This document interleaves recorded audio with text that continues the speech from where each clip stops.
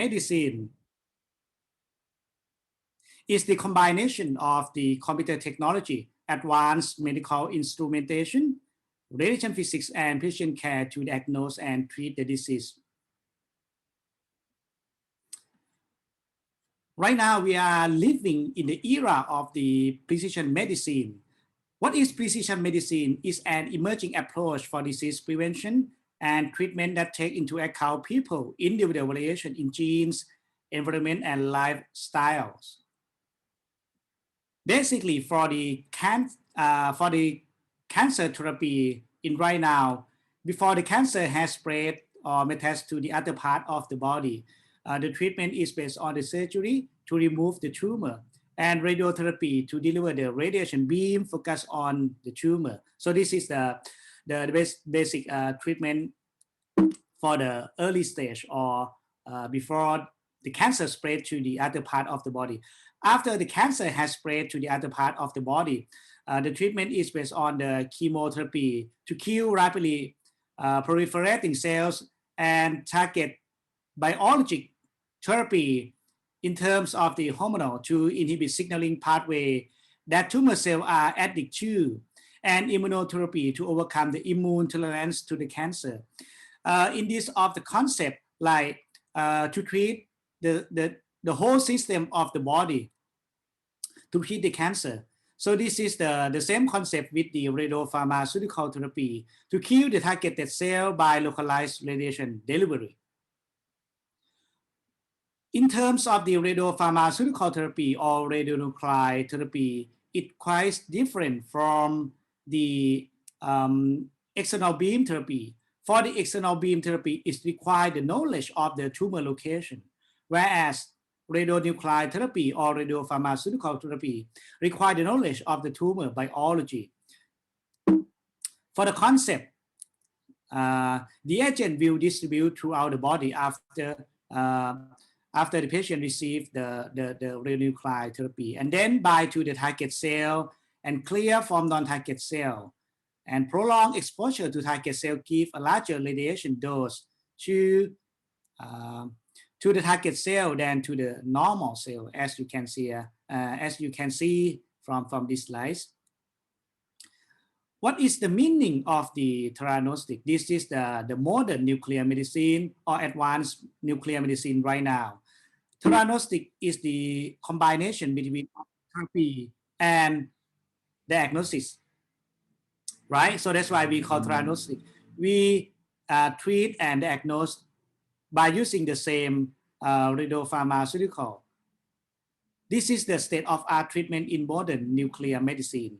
So as you can see in this slide, the gallium-68 DOTA for neuroendocrine, this one will be diagnosed by the PET-CT to see which site we would like to treat. And then after that, we treat by using the radionuclide therapy, by using the lutetium-177 DOTA for therapy. This is the concept of the theranostic.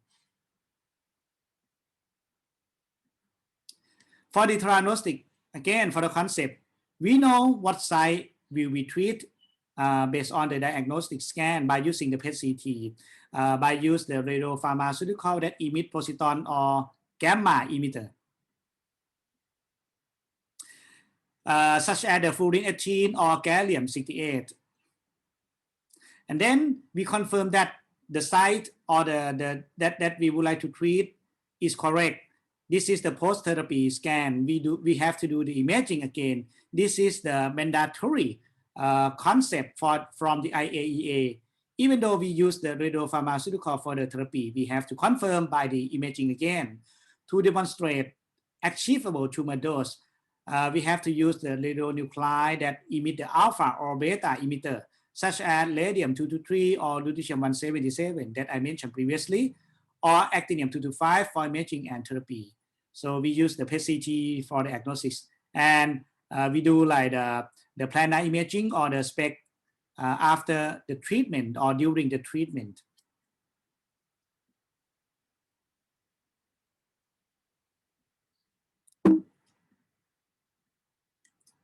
So this slide shows the whole body image acquired after the diagnosis by using the gallium-68 dotatate for the PET imaging, and then treated by the lutetium-177 dotatate indifference therapy cycle. So you can see here for the first cycle, second cycle, third cycle, and fourth cycle. This is you can see the cancer spread to the other part of the body is reduced, and it seems like successful of the treatment. So this is the concept of the theranostic. What we see, what we treat, and we treat what we see. This is the radionuclide property that used in the theranostic, such as the yttrium-90. This one for the liver cancer that emit the beta, iodine-131. This is the typical use of the radionuclide. It emit the beta particle. Also, the samarium, lutetium, astatine that emit the alpha, radium-223. This is the alpha, and actinium-225 for the alpha, and thorium also. So you can see here they provide the difference of the emission range in the tissue. So for the alpha and beta particle, it has very short range travel in the tissue, and it deposits almost 100% at the site that we would like to treat. And you can see this is the difference of the half-life. Actually, the theranostic is not, I would say that actually it started around 1940 by using the iodine-131 for doing the imaging and the therapy. But since that time, it seems like the treatment based on the iodine-131 is quite stable, and no more of the new radiopharmaceutical for the theranostic until several years ago. This is the publication per year related to the radiopharmaceutical therapy. So you can see here, previously in 1980, for the radiopharmaceutical therapy is quite small number for the publication. And then after that, around 20 years later, it seems the publication regarding the radiopharmaceutical therapy is increasing. And this is for the beta emitter. So mostly use the iodine-131, as you can see from the purple color here. And then for the green color, for the yttrium-90 for the liver cancer treatment, as I mentioned previously, lutetium-177, the number is increasing, and the samarium is right now is becoming. And this is the publication regarding the alpha emitter for the radionuclide therapy. Mostly you can see here, the number increasing for the radium-223 for the bone metastasis. And if we take a look from the type of the cancer, so well, you can see for the brown color here. So this is for the thyroid cancer. Is one of the major treatment from radionuclide therapy. And the orange one, this is the neuroendocrine, and the purple one, this is the prostate cancer. The yellow one is the breast cancer. This is for the hepatic, and the colorectal. This is the theranostic experience at King Chulalongkorn Memorial Hospital. So we already start using the lutetium-177 for treatment the prostate cancer, and also for the neuroendocrine tumor. We start for the diagnosis by using the gallium-68 PSMA. This is stand for the prostate-specific membrane antigen, and lutetium-177 PSMA, and using the dotatate for the neuroendocrine tumor. So this is the number of the patients from 2018 until 2019. So we have the criteria to judgment which patient can pass the criteria for doing the treatment. So like only half or around 50% pass the criteria from the diagnosis and do the treatment by using the lutetium-177. In the criteria, the radiopharmaceutical like the gallium-68 must uptake in the liver greater than the ratio of the gallium that uptake in the tumor should be equal or greater than the uptake in the liver. This is the criteria. This is the example of the gallium-68 PSMA 11 PET-CT imaging for the diagnosis of the prostate cancer. The administered stated activity is about 5 millicurie, and we do the imaging around 1 hour after injection. So this is the example of the first lutetium-177 PSMA treatment in Thailand. This is the first patient in Thailand at King Chulalongkorn Memorial Hospital. So after during the inject the lutetium-177, we have the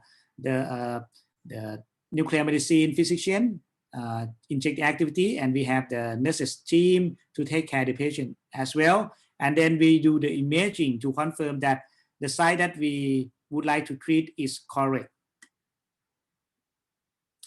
This is our team for the theranostic at King Chulalongkorn Memorial Hospital in Bangkok.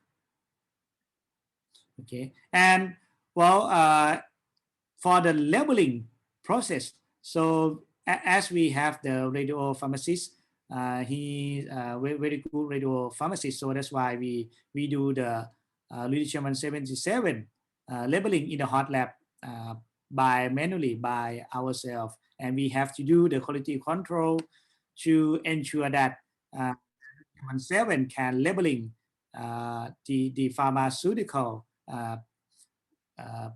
very good and obtain the good quality before using with the patients. But if your center, if your hospital has the labeling machine, you can do it. It would be easier. For the concept of the theranostic, so it's quite very important to do both the dosimetry as well to confirm that the tumor received the right dose, and also to avoid the toxicity for the organ at risk. For the diagnostic, we use the low activity that less than 1 gigabecquerel and emit the short life of nuclei such as the gamma or positron. And we evaluate the stochastic risk. And we use the model-based dosimetry based on the volunteer or the average population.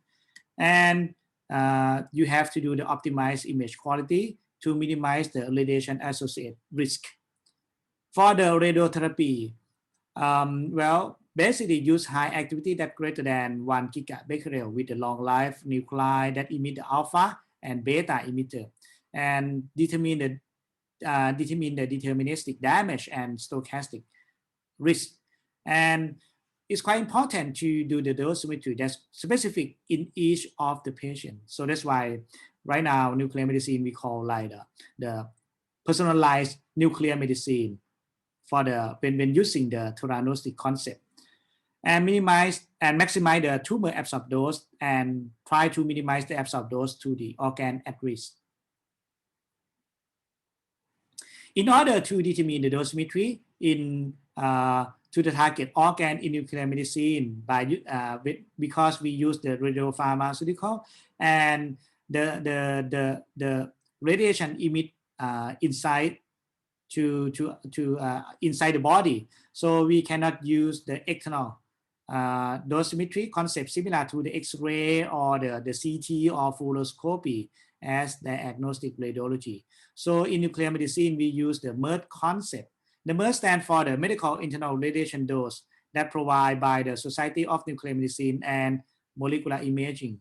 This is the simplified equation that represents the MERT equation. So D stands for the absorbed dose in the target organ that equal to the cumulative activity or time integrated activity in the source organ. The source organ is mean the organ that uptake or accumulate the radiopharmaceutical, and multiply by the conversion factor. This is you can take a look from the table, or you can determine from the Monte Carlo simulation from the computer simulation. This is the simple equation to determine the dosimetry in nuclear medicine. So in order to determine the time integrated activity or the total number of this integration that occur in the source organ, like so we inject the activity and then it uptake in the liver. Liver will be the source organ, and if we would like to know the time integrated activity in the liver, so we have to scan, we have to do the imaging in multiple times, at least 3 times, and then we will see like the trend of the inject activity that clear from those organs, and then we integrate area under the curve. We will get the time integrated activity.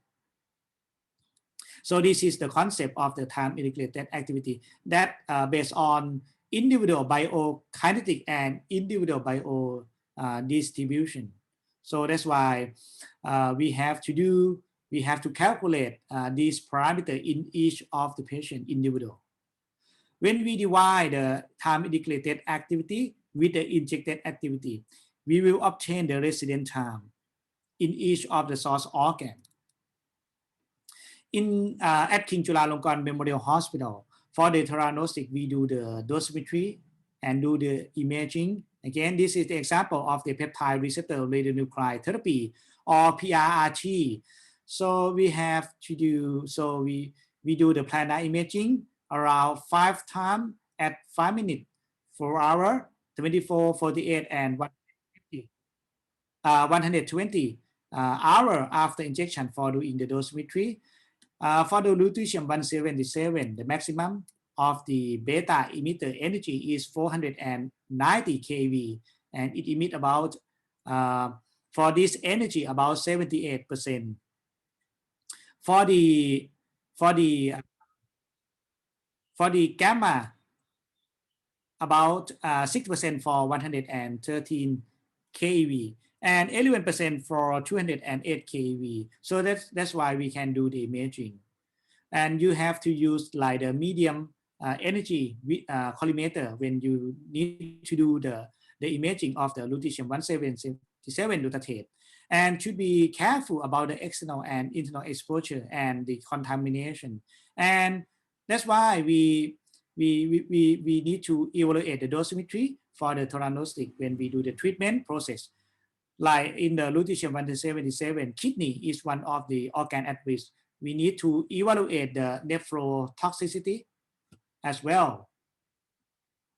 This is the example of the image after acquired from the SPECT CT at 4 hours after injection and the 24 hours after injection.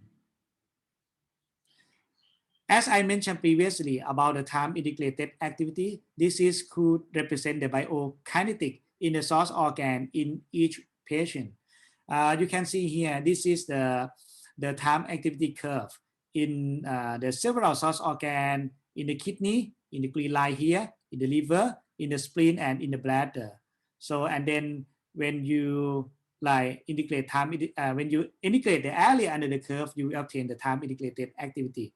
And this is you can evaluate like the how fast to clear the radionuclide from or radiopharmaceutical from each source organ in each of the patients. And this is the example of the time activity curve for the whole body. From this curve, you can evaluate the effective half-life as well. So, and then we evaluate the kidney dosimetry based on the Merck equation, as I mentioned previously. With the moderate weak of the beta particle emitting radionuclide, such as lutetium-177, so only the cell dose need to be considered.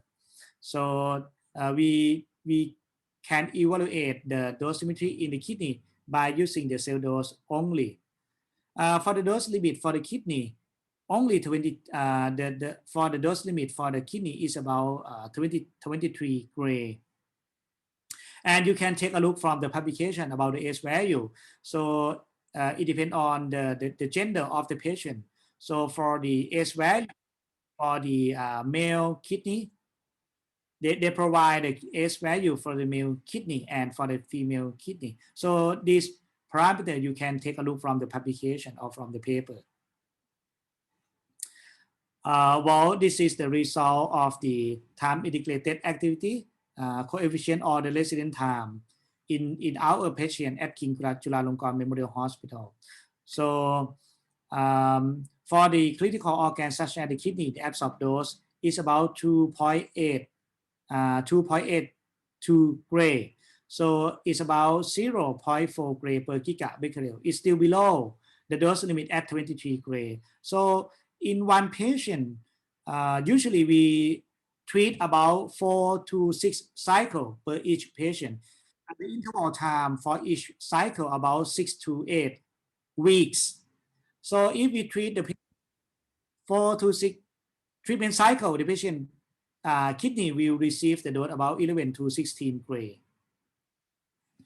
And our dosimetry in the kidney is quite comparable with the published data. This is the result of the first case of the kidney dosimetry at King Chulalongkorn Memorial Hospital. And in some center, they like have the unprotect or protect kidney for doing the lutetium-177, T7, PSMA, and dotatate. What does it mean? It means for the protect, they inject the amino acid about half an hour before inject the lutetium-177 in order like to protect the kidney. So this is the example of the second patient for the lutetium-177 dotatate. So you can see like the cancer metastasis to the liver. So the patient received the treatment by the lutetium-177. As I mentioned, the dose constraint for the radionuclide therapy is as following. For the red bone marrow, this is one of the critical organs when you do the theranostic. Even this is even 131 or the other radiopharmaceutical for the theranostic, you have to determine the organ at risk dosimetry as well. For the red bone marrow, about 2 gray, kidney 22 gray, as I mentioned previously, large thyroid gland 40 gray, liver 32 gray, and salivary gland about 20 gray. So this is the example of the lutetium-177 PSMA dosimetry in the kidney, as I mentioned previously, and it's quite comparable to the other center in the US or even in the Europe. At our center, about 0.8 gray per gigabecquerel. And this one for the dose, the absorbed dose in the bone marrow. In our study at King Chulalongkorn Memorial Hospital, about 0.02 gray per gigabecquerel. Overall, it's still below the dose limit at 2 gray for the whole treatment, and comparable with the other published data and the other center. And how about the dose for the gallium-68 for the diagnosis? It's not too high because this is just only for the diagnostic. We have to do the optimization, the dosimetry, the injected activity, and also the image quality. This is the published data from the Journal of Nuclear Medicine. The kidney is the critical organ that received the highest dose for the gallium-68, similar to the lutetium-177, and followed by the bladder, spleen, salivary gland, and the liver. The inject activity is about 5 millicurie for each patient. All right. I think I almost finished my presentation. So don't close your eyes. This is the clinical result for the metastatic prostate cancer treatment at King Chulalongkorn Memorial Hospital. So the patient has the bone metastasis at the right shoulder and in the both knee. And this is for the PA anterior, and this is the posterior view of the planar imaging, and also in the lumbar spine and thoracic spine. Okay, and after underwent the treatment by lutetium-177 PSMA about 2 months after that, so you can see here the metastasis is reduced, and also at the both knee, the metastasis, the spread of the cancer reduced as well. So it seems we got a very good outcome start from the first cycle, and this patient will be underwent about 4 to 6 cycles for the treatment. It's like a miracle of the treatment. So this is the example of the image of the year of the theranostic that announced in the Society of Nuclear Medicine Molecular Imaging meeting in 2018. So this is the result of the treatment by using the lutetium-177 PSMA in different patients. On your left side, this is the diagnosis by gallium-68. You can see here, like this is the metastasis to the bone, right, and spread to the other part of the body of the patient after treatment by lutetium-177. It's like a miracle of the treatment. I didn't use any illustrator to remove like the spread cancer. This is the real patient that at the center in Germany. And in 2019, again, it's still with the theranostic. This is another image of the year. Only one injection of radio tracer can detect 28 cancer type, like for the breast cancer, for the lung cancer, colorectal, pancreatic, or even the prostate, ovarian. This is we call the FAPI, fibroblast activation protein inhibitor.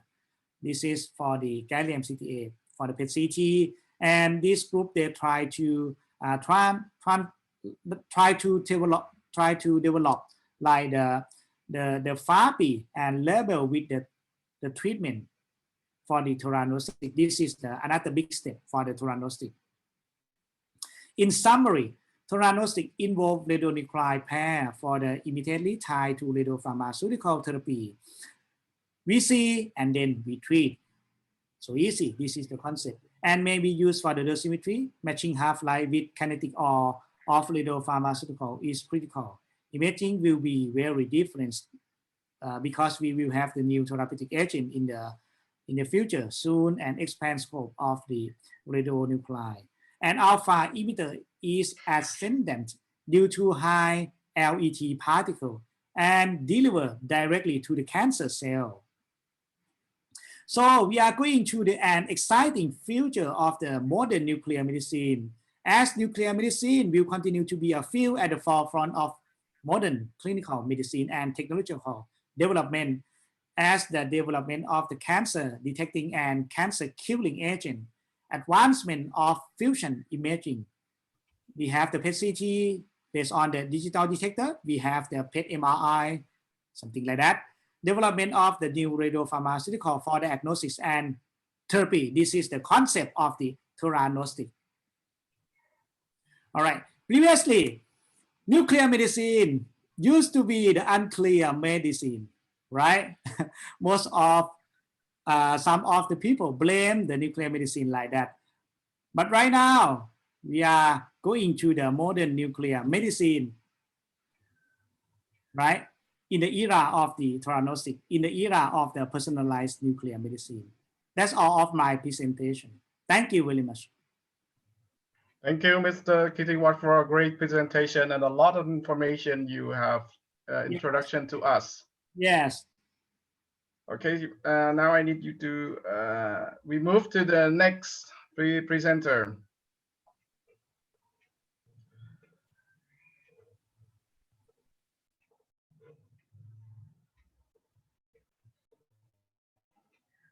So the next presentation will be Mr. Yang Bang Yang from Taiwan.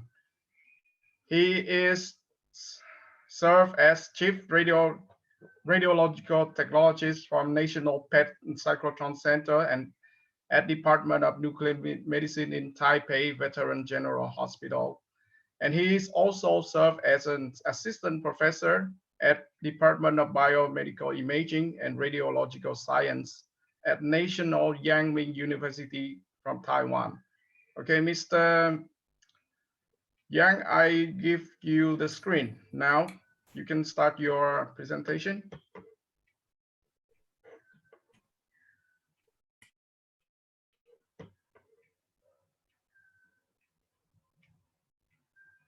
Mr. Yang? Oh, yes. Welcome. Oh, yes. Yeah, now you can share your screen. Okay. You may start your presentation. I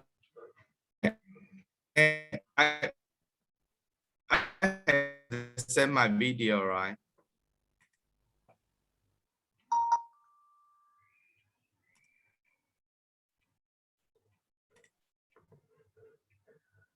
Hello? Yes, Do you I'm hear listening. me? Yes. Okay. Do I need to share use my video, or you can show my video? You can in do your computer? yeah, you can do live presentation if you want, because the video is only for backup.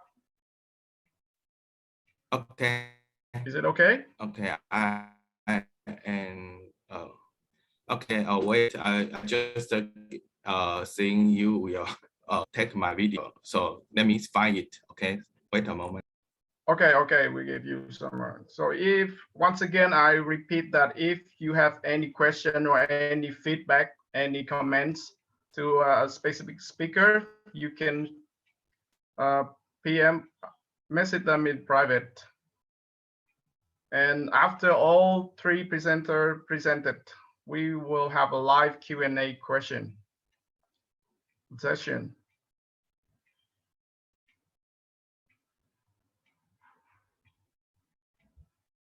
So in our room, I see around 50 participants. I think it's all over the world.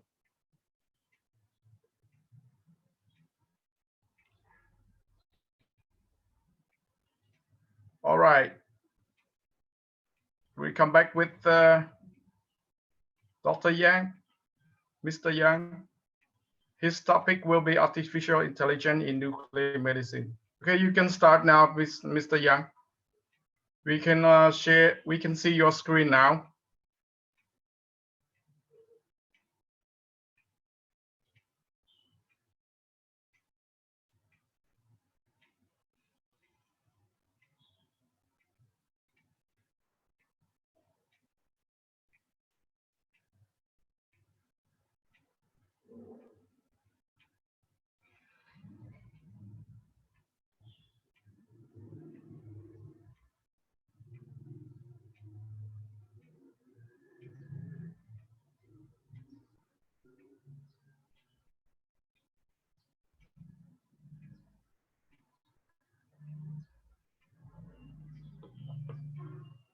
Mr. Yang, I think you have to unmute your mic.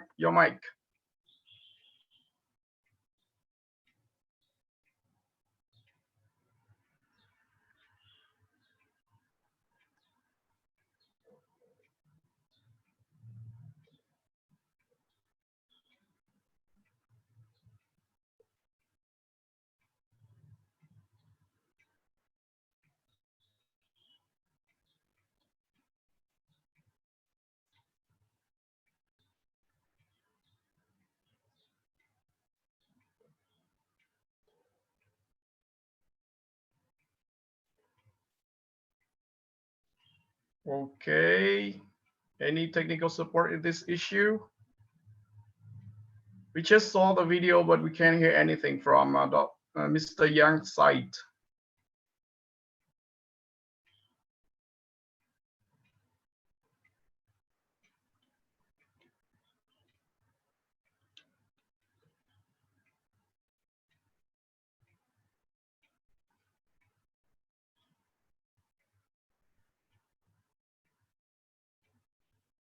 So everyone, please wait for a moment while we're, all right. We see the videos.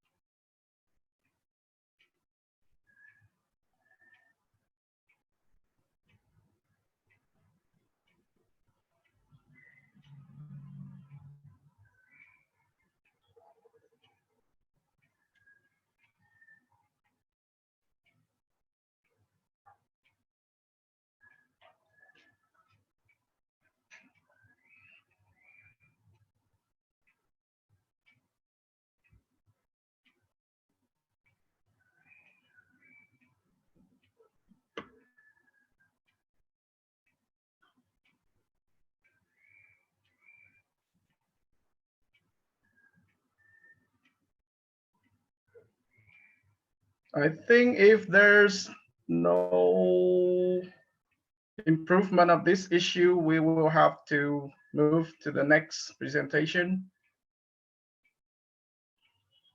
While waiting the technical team to solve the problem from Mr. Yang's side, is it okay?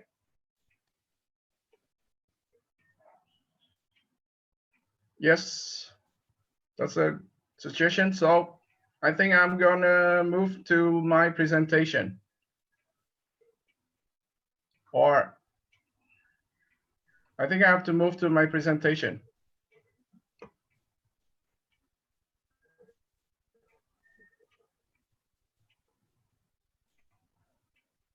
So, Bindan, can you hear me?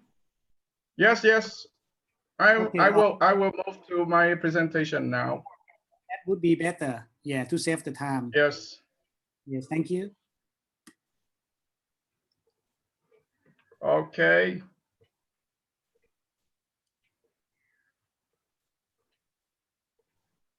So can anyone see something from my screen? Yes. So we see your screen. Yes, and hear me clearly as well, right? Yes, very clear. Okay, good.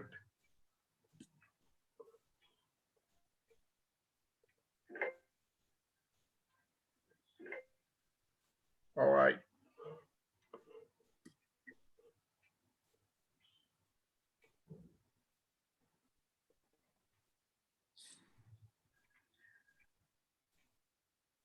Okay. Yeah, yes, just a moment. Okay. Oh, it's closed accidentally. Okay, I will start it again.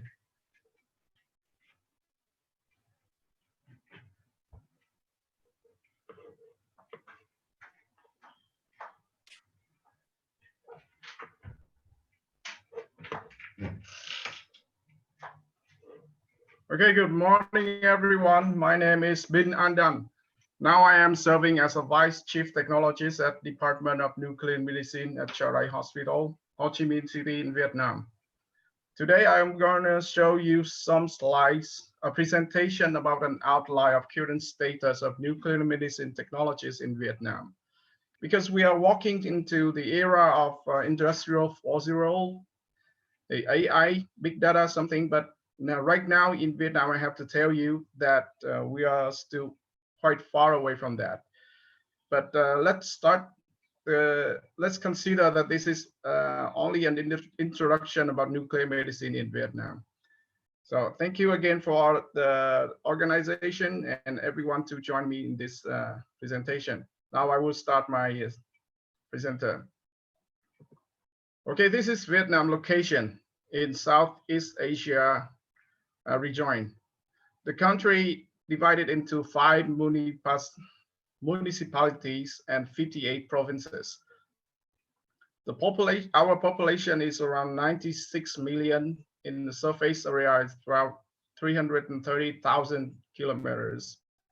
Our GDP every year is right now it's around 2,700 US dollar per year. So the capital of the country is located at Hanoi, as you can see from the north place. And we have a very long seaside and beautiful beach around here. If you travel to the south, this is Ho Chi Minh City. This is where I live and work. And also, if you look at the picture at the left corner, this is Charai Hospital. The hospital has 2,300 beds, and this is the biggest hospital from the south of Vietnam. The Ho Chi Minh City population is around 8.6 million people living in the area of 2,000 square kilometers. So how about Vietnam healthcare? This is some information about Vietnam healthcare system. Our medical facility is dominated by the government system. In over 13,000 medical facility, we have 82,000 doctors, 27,000 pharmacists, 105,000 nurses, and around 19,000 technologists throughout the country. The number of doctors per 10,000 population is around 8.7. And the highlight information in our country is that more than 86% of the population is covered by national health insurance.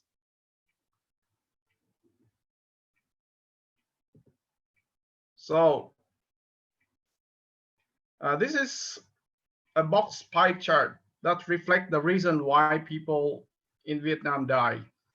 But it also reflects what kind of health problem that our medical system have to solve. It is quite complicated to understand this chart at first, but there are 3 main categories of causes. Those red boxes represent the percent of death because of communicable, maternal, neonatal, and nutrition disease in the total death of the whole country in the years.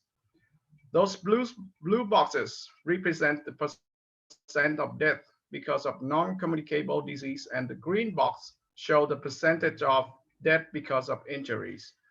The top 3 leading cause of death are stroke, ischemic heart disease, and diabetes, respectively.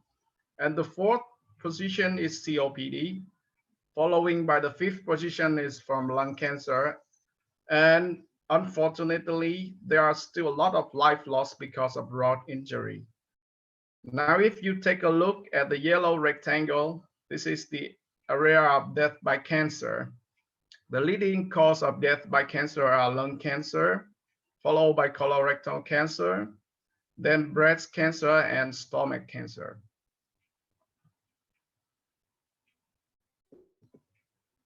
Okay, so let's take a look at nuclear medicine in Vietnam. There are around 42 nuclear medicine facilities through our country, and we have a nuclear reactor at Da Lat City at Lâm Dong province. I will introduce this facility later. The nuclear medicine workforce is shown in the table. We have around 160 doctors, 29 pharmacists, 43 physicists, 103 technologists, and 160 nurses. Before 2009, the nuclear medicine facility is poorly equipped, but things change dramatically in 10 years. Now there are 7 cyclotron, range from 11 MeV to 30 MeV throughout the country, 17 PET CT, 12 SPEC CT, 36 SPEC gamma camera, and so on. But I'm not listed in this slides. There are a few main centers of nuclear medicine throughout the country. One is in Hanoi, another is in Da Nang, another, of course, in Ho Chi Minh City, and the newest one is in Kiên Giang province. However, this center is not in operate yet.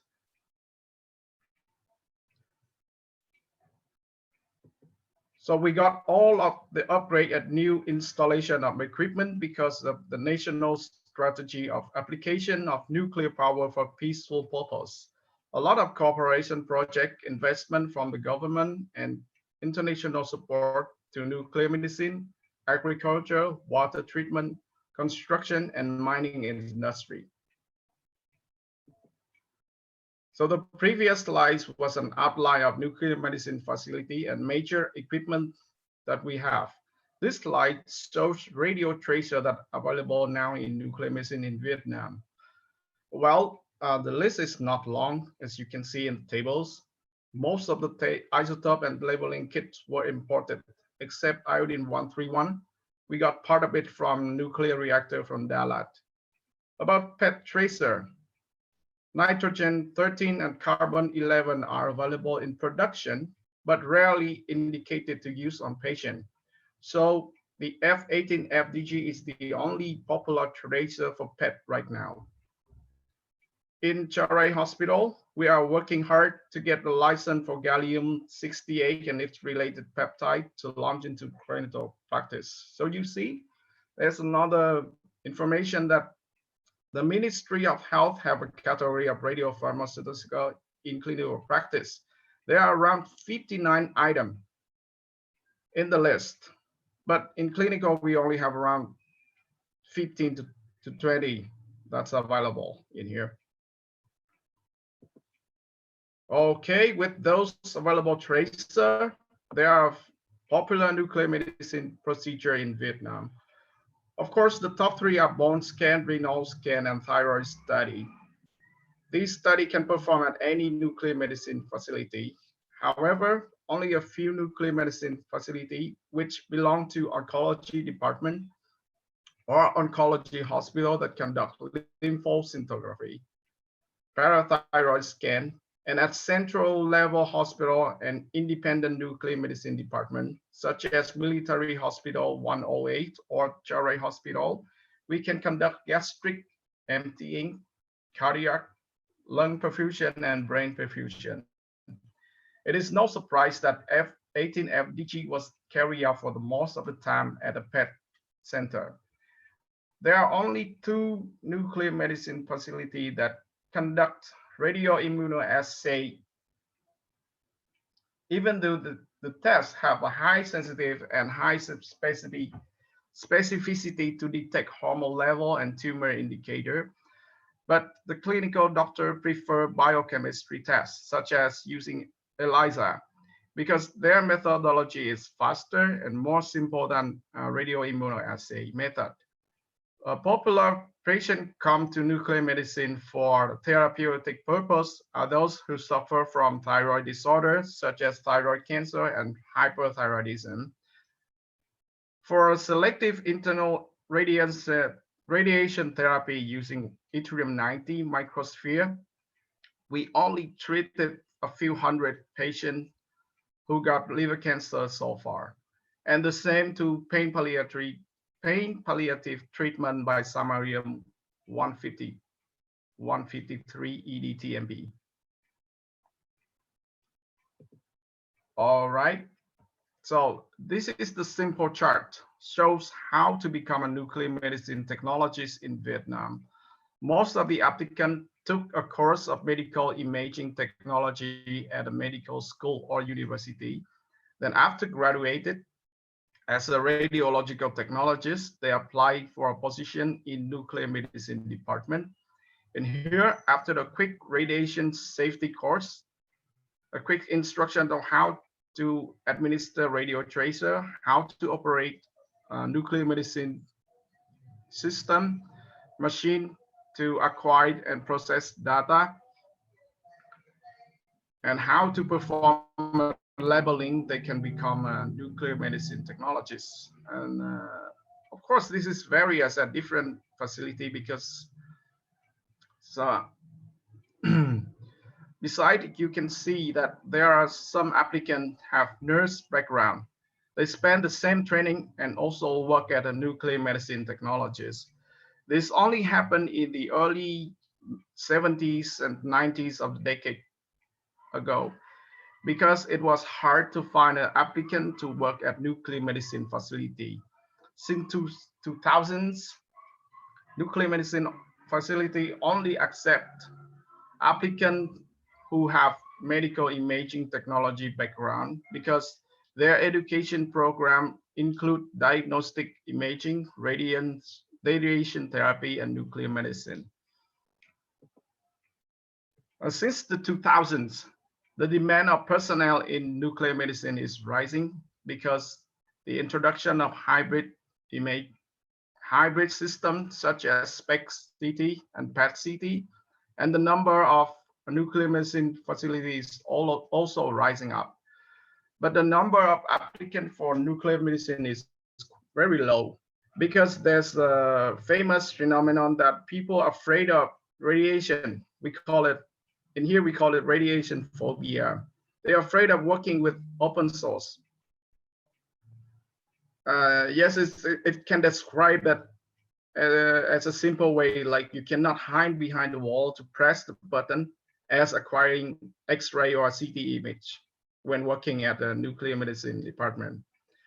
And secondly, there are no specific program for nuclear medicine technologists. But however, there's a will there will be many ways. We are working very hard to produce some continuous education credit which cover radiation safety and the explanation of nuclear medicine procedure to all who care about nuclear medicine in the country. Also, at the hospital level, we have hospital-based training program, which can range to 1 month to 3 months. And hopefully in the future, we can launch DAT, Distant Assisted Training Program from IAEA, to help the technologists work in nuclear medicine facility have a better knowledge and background. Okay, I joined Society of Nuclear Medicine 2021 annual meeting, virtual annual meeting a few last week. I got this from Cherry Lickley.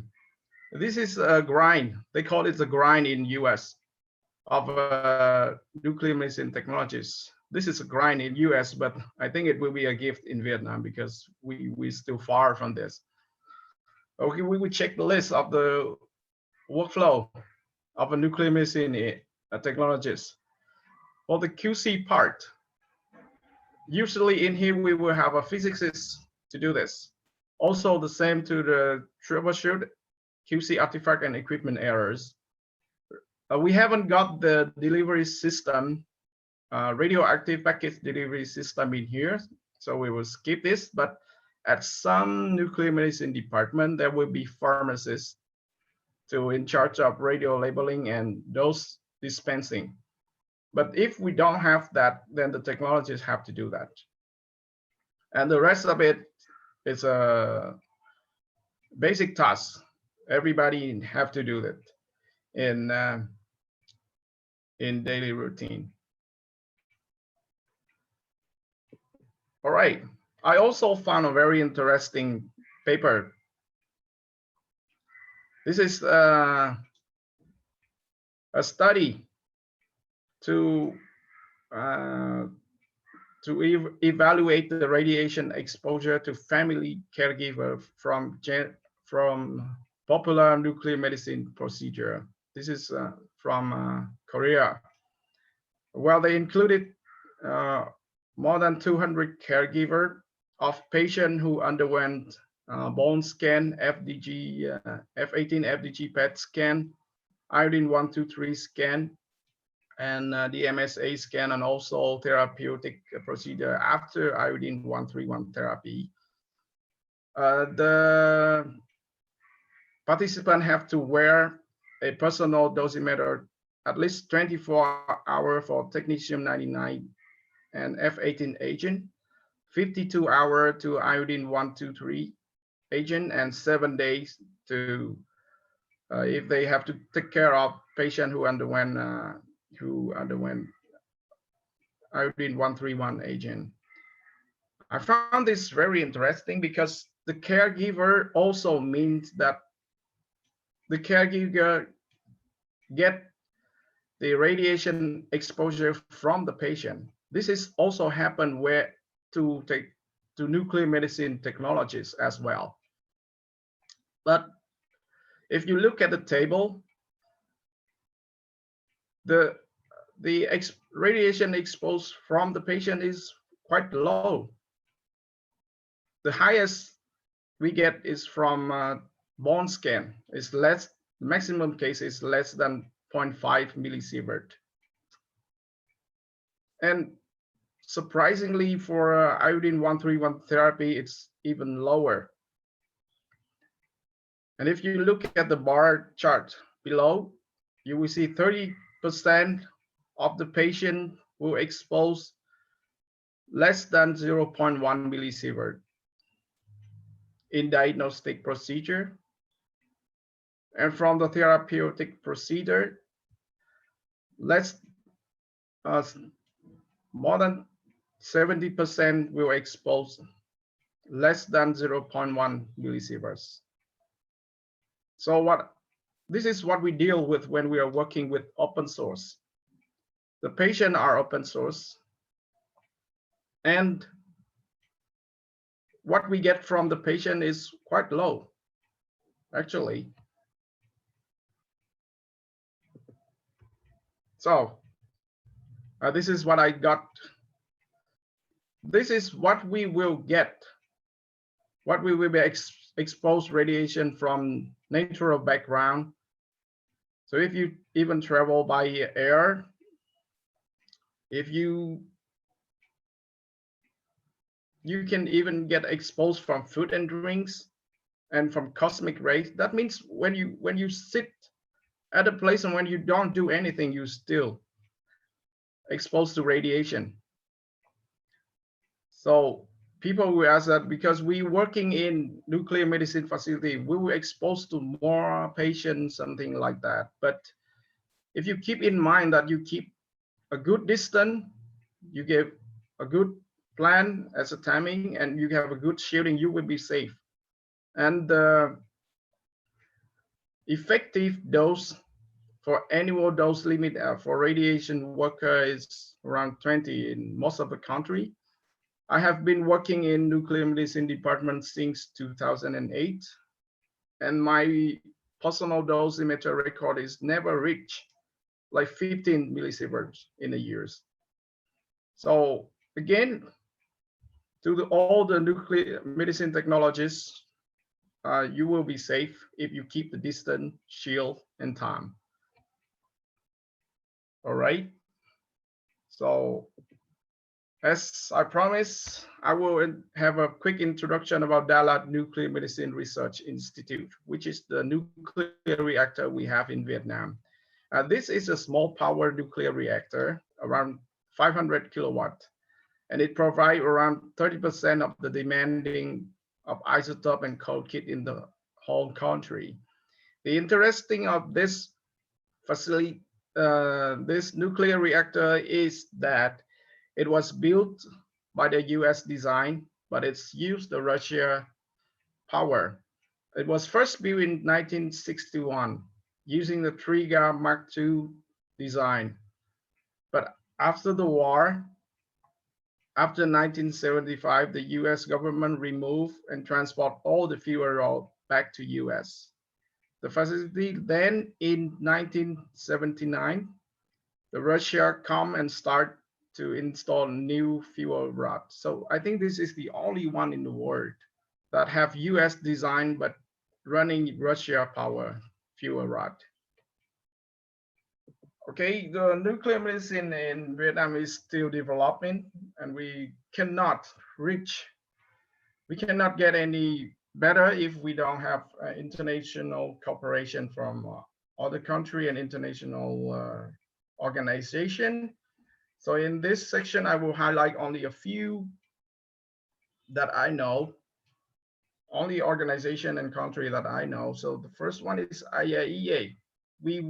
They provide us with project training program, even equipment. They organize workshop, then some science research project. There's 100 of it, so I cannot list it in here, but I only show you a few images around the equipment that we got from IAEA. This is very basic. You see it at the top part is dosimeter.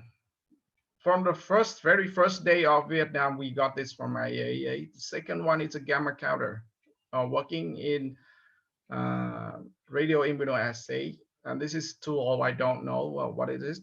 I forgot it. And as you can see here, this is a rectilinear scanner.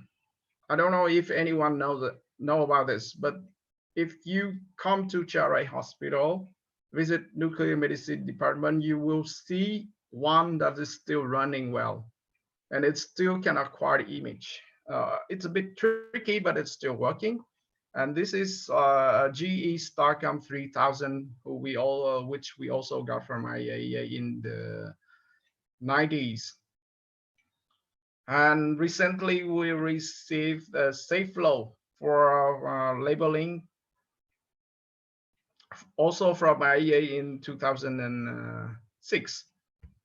And at the same moment, we have the gamma counter to use in nuclear medicine guide surgery.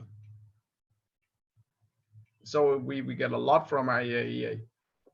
The second we got is a cooperation from Japan, especially MEX and JICA. They have workshop, science, research project, and education. These pictures are when an expert from Japan, his name is Mr. Toyama Hiroshi. He come to Charai Hospital to introduce us to do brain perfusion and quantitative brain perfusion. This is the project in 2010 at Charai Hospital. We perform a REST scan, diamond scan, and we have a map to comparison change between the two studies. It was carried on in 2010. And we also get support from Korea.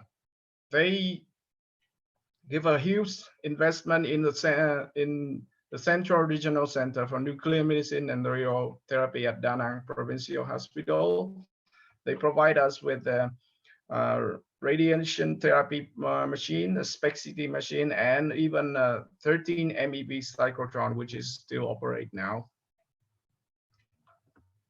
And more to come. The newest country that have support Vietnam is Taiwan. They already signed a memorandum of understanding on cooperation between Taiwan Institute of Nuclear Energy and Research and Vietnam. So in the near future, we hope that gallium-68 PSMA, gallium-68 dotatate, and technetium-90 nitro-1 will be available in Vietnam through the cooperation between two countries. I think this is the end of my slide. Thank you for your attention. If you have any comments or feedbacks or any question, you can contact me at the email that I showed below the slide, at the left corner of the slide. So thank you very much for listening and your attention. All right.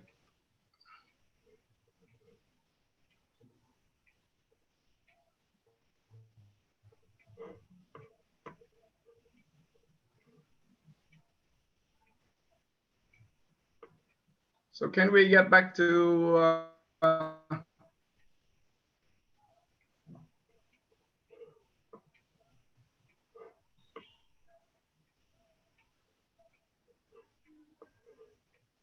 right, can we get back to Dr. Yang, Mr. Yang?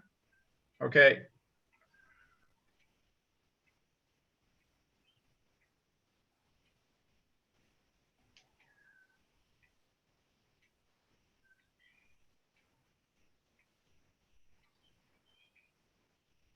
I still see the video, the screen, but there's no sound or any progress of the video. It's standing at the first slide.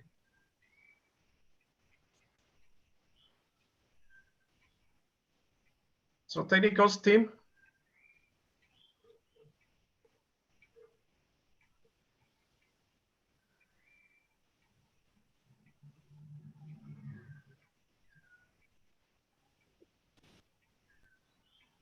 Introduction. My name is Bang. Good Yes. morning, everyone. Thank you for Chairman We have introduction. it. My name is Bang Hong Yang. It's my honor in nuclear medicine in Taipei, Taiwan. People already interact with AI in a variety of the way in everyday on the smartphone has you can call, hey Siri, how about today's weather? So it's use the AI. We know that. So we want to use the AI intelligence in the nuclear medicine to do some image definitions. And in the beginning, I would like to introduce where I come from. I come from the Taiwan. Taiwan is where is Taiwan. Please look at the pink color here. Here, large green is a large green island in the Western Pacific. There are about 23 million people in these beautiful islands, and Taipei is the capital near capital located at the north of the Taiwan. This slide is the artificial intelligence evolutions. We can see in 1950, Alan Turing introduced the Turing test in his papers, Computing, Machinery, and Intelligence. It's the AI studies. And the AI was also strongly dominated by so-called we can call the symbolic reasoning through which the AI is implemented by rules, engineers, expert systems, and knowledge graphs. And these methods have commonly is that their model is put the real world and their logical relationship in a simple with the math apparatus can be performed in the computers. But in the first Windows, we can saw the 1970s is the AI winter. In this stage, they cut off the budgets and everyone loyal interest in field of here in the AI field. But in 1997, IBM Deep Blue computer beat the world champion Gary Kasparovich. They will again to raising their AI interests. And we also can see today our algorithm SVN is development in the 2000 stages, and also they are very interesting is the 2014 Google's Google brain computer cluster training itself, use the deep learning to training itself to recognize the cat from the millions of the image in the YouTube videos. Is very interesting, and briefly like to say AI include machine learning and deep learnings. The machine learning is an algorithm whose perform the input as they are exposed to more data to over time. Deep learning is the subset of the machine learning in which multiple layer use the neural network learned from the vast amount of the data.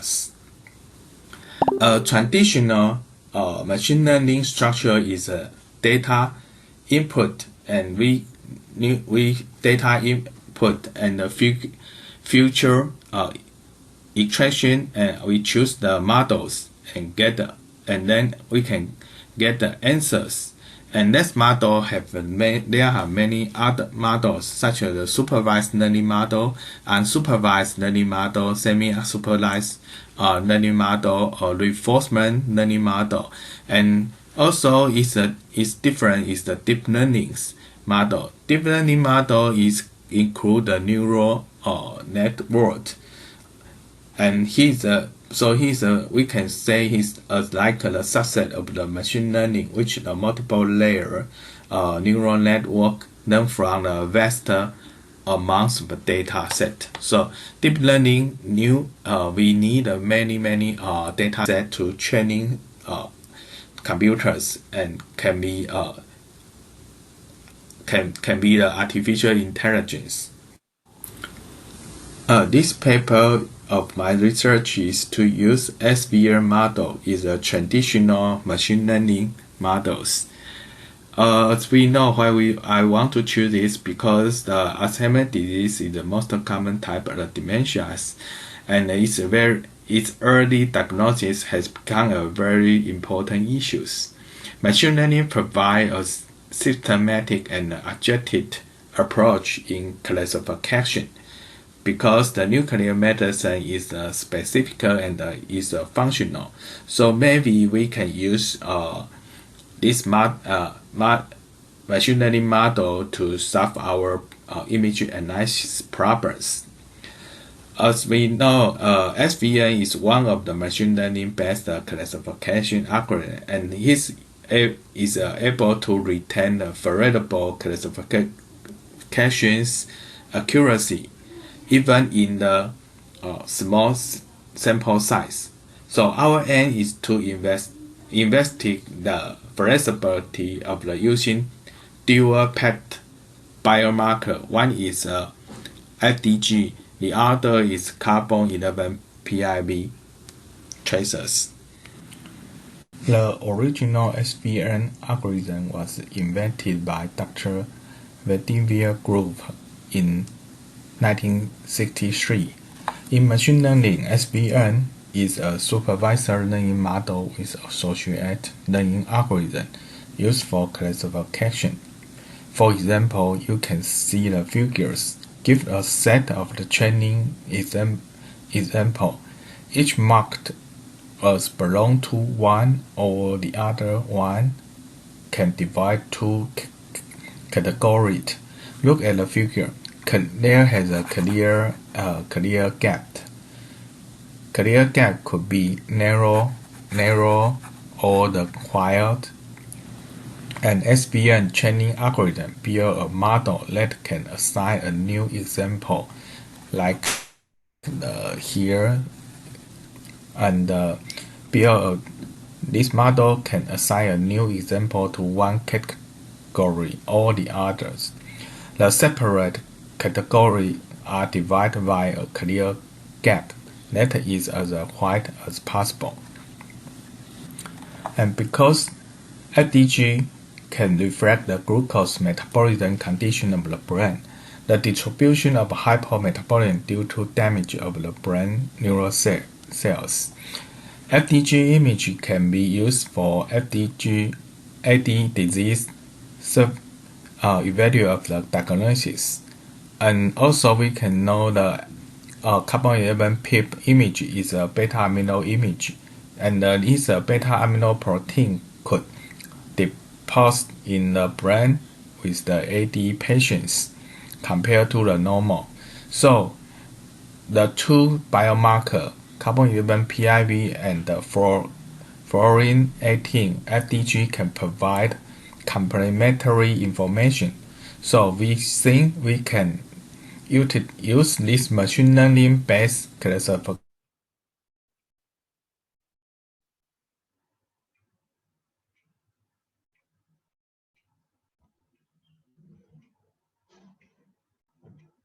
in the AD patients, and it's the norm in the control is not in parietal is also the increase, but in AD is the decrease.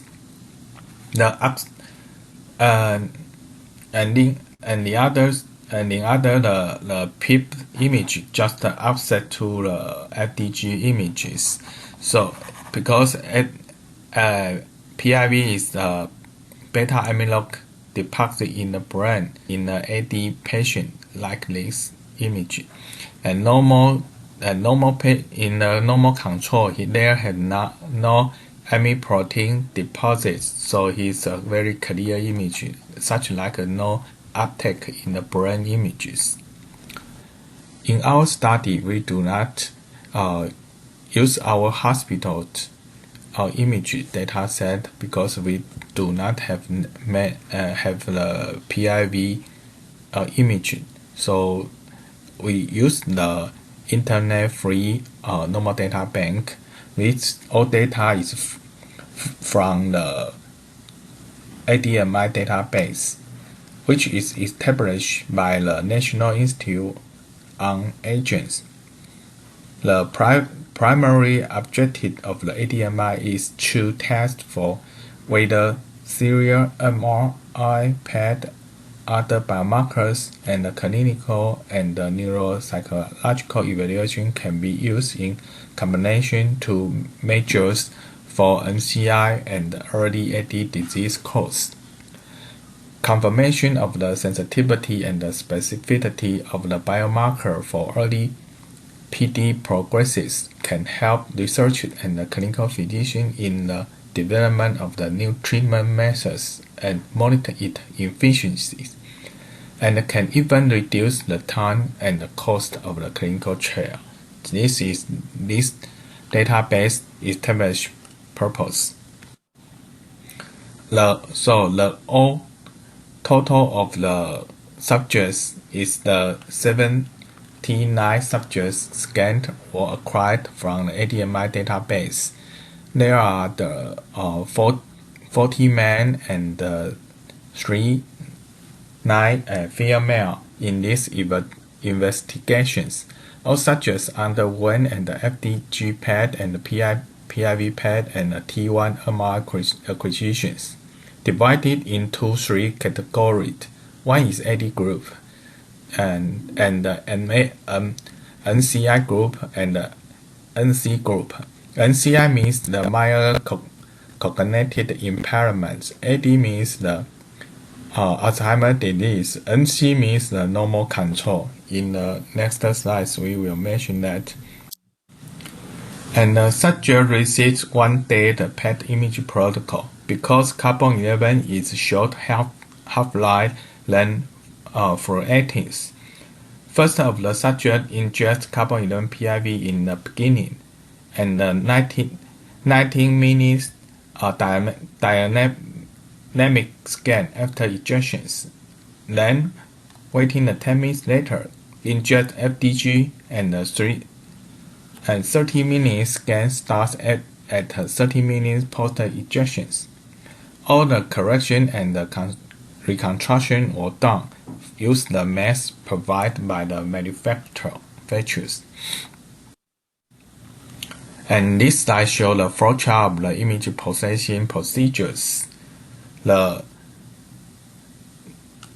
use the SPN8 software to corrigation the T1 MRI to the T1 MRI template provided by SPN8. For the FDG PET image, the sum images was obtained from the dynamic scan from 30 to 60 minutes after injection.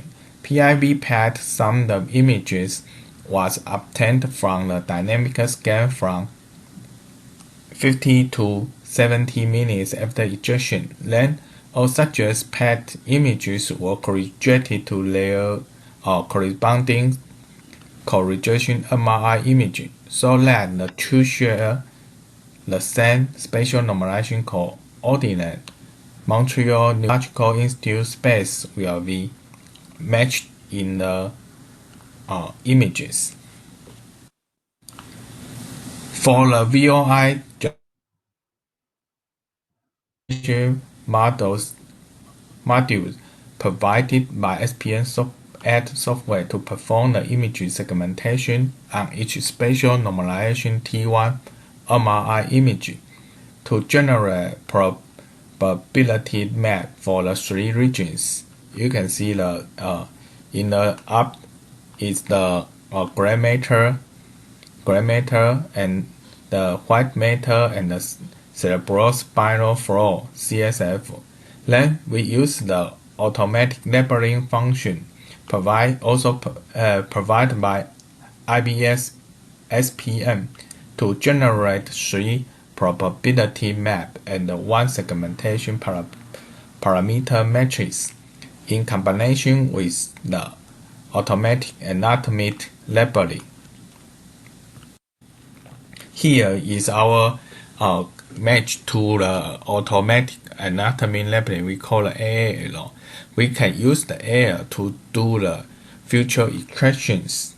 In this study, the 119 AAL VOI provided segmentation from the spatial normalization T1 MR image were combined, and the interest region commonly used for AD research we will select for future extraction with the FDG, and also we extract image ROI from the PIV PET respectively.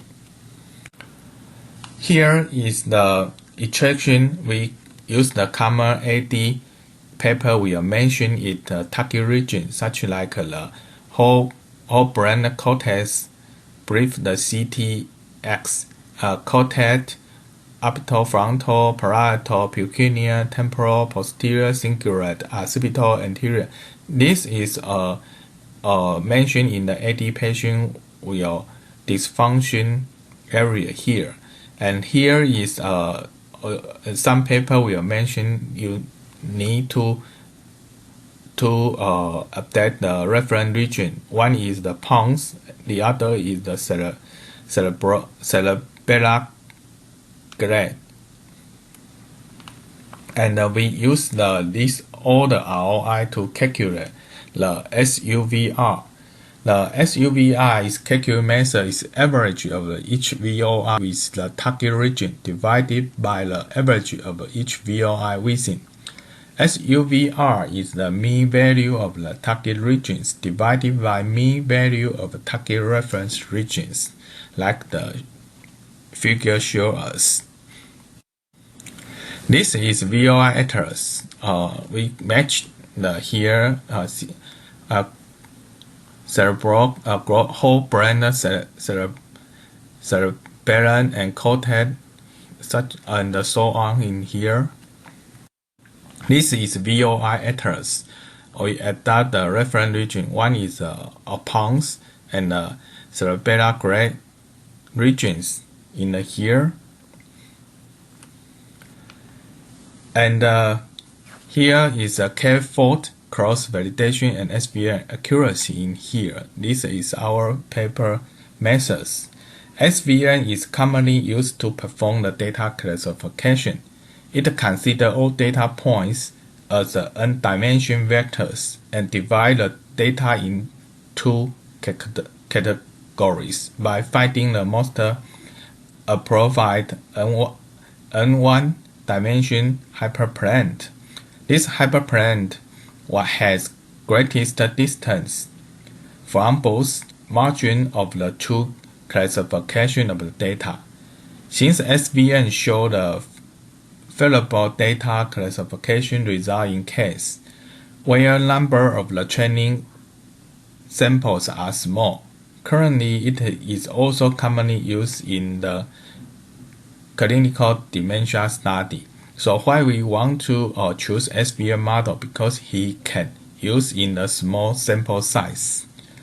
So the 10-fold cross-validation was performed on all subjects, and the data to be classified or divided into 10 groups.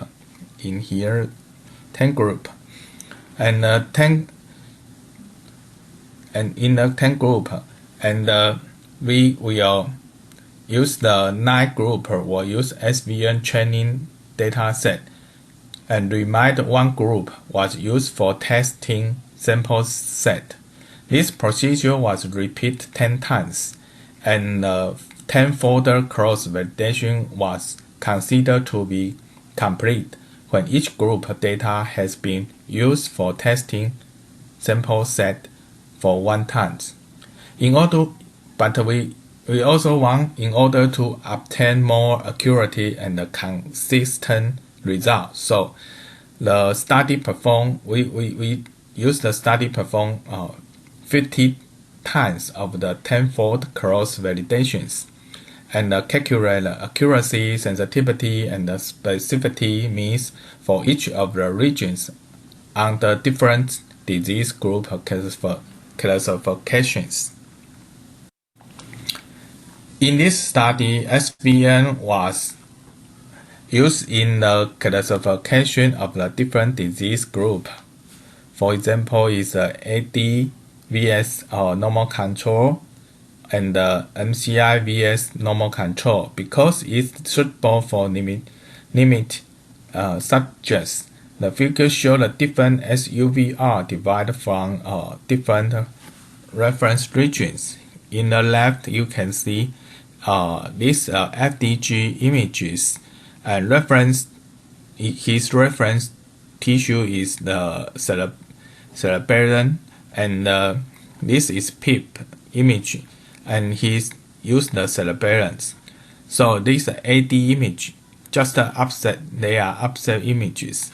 AD MCI normal controlled, and use the FDG and reference pounds, and in this is PIP. You also use the pounds. You can see the AD MCI NC for the visual interpretations in here. This slide is our result and show the statistical result. You can see that there has A, B, C, and the green color is the AD group, and light green is the MCI group, and the yellow color represent is the normal controls. And A is FDG SUVR used cerebellum gray matter as the reference regions, and B is FDG SUVR used the pons as reference regions, and C is the PIV SUVR. So we adapt 2 sample t-tests between the normal control and the remaining 2 groups, AD and the MCI, are presented for each ROI.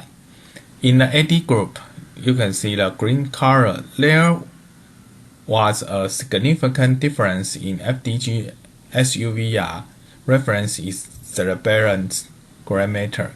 In the whole brain cortex and frontal cortex region, a more distant significant difference in the parietal cortex regions, and a highly significant difference in the precunian temporal cortex posterior cingulate regions. Regarding FDG SUVR with pons region, background reference pons, all regions show highly significant difference.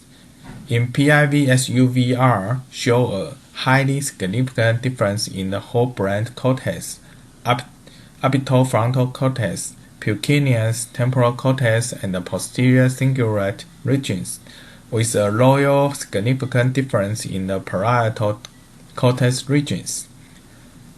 And in B, we can show the NCI group, light green color. FDG SUVR with cerebellum gray matter reference only show a significant difference in the temporal regions. However, for FDG SUVR with pons reference, there was a significant difference in the precunian region and a larger significant difference in the whole brain cortex, parietal, and the posterior cingulate regions. In addition, There was a highly significant difference in the orbital, frontal, and the temporal regions.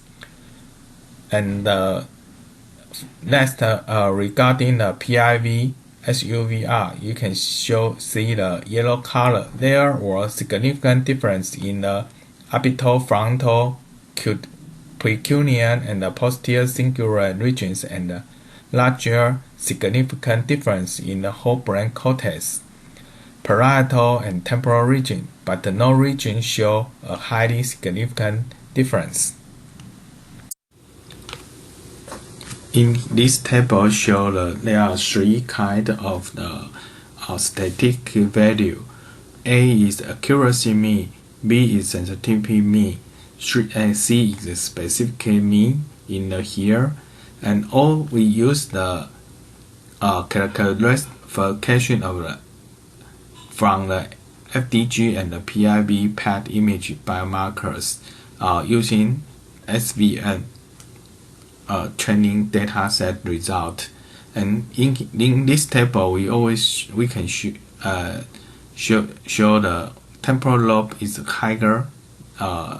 higher than and other cortex regions.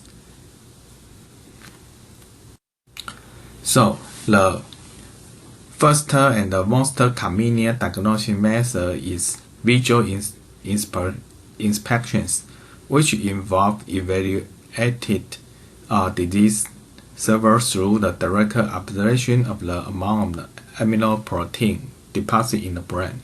However, the different image interpretation may occur in this method due to the different physicians. It cannot to consistent the result. So AI in nuclear medicine image processing can be consistent. So we want to use this to in AI algorithm to help the physician to do the diagnosis. So not only the visual inspections, but also we can use the FON methods. It also can split the image into group, amyloid positive and amyloid negative. SUVR is the semi-quantitative FON that is currently being widely used in clinical use. We found that as the stages of disease goes on, the FDG SUVR gradually decrease, and the upside situation was observed with the PIV SUVR. So we want the brain glucose metabolism function decrease caused more and more significant hypometabolism in the image, and further cause the gradually decrease FDG SUVR. The most commonly used algorithm is the SVN. In comparison with other algorithms such as the neural network, SVN is able to retain favorable classification accuracy even with the small sample size. The result calculated using pounds as the reference region show a high SVN accuracy when combined with the PIV SUVR. This trend was observed in both the AD and the NC group classification and the MCI and the NC group classification with different level of increase in different regions. So we found that in the AD and NCI group, the significant difference for FDG SUVR reference response were more prominent than those for FDG SUVR with the cerebellum gray matter in the reference, indicating large SUVR difference between normal control and the patient, so resulting in more effective and accuracy classification of the data into the two classification, with increase in the accuracy, sensitivity, and the specificity mean as well. So FDG SUVR use the Pounds reference is a better quantitative analyze FON than FDG SUVR use the cerebellum grammata reference and provide more favorable result in the application of SVN in AD diagnosis. There is indeed certainly feasibility for the application of SVN in the clinical diagnosis of AD, particularly between the AD and the normal control. So use the dual PET biomarker in combination with SVN possessing a certain significance and feasibility in the clinical diagnosis of AD. So in the future, other types of the classification algorithm can also be utilized to perform the big data analysis to further increase the diagnostic accuracies. So in the end, I would like to invite me to give a lecture here, and Taipei City has many beautiful tourist attractions and many delicious fruits. If you have the opportunity to visit Taipei, please don't hesitate to contact me. I'm very happy to be your tour guide. I'm looking forward to see you in the future. Thank you again.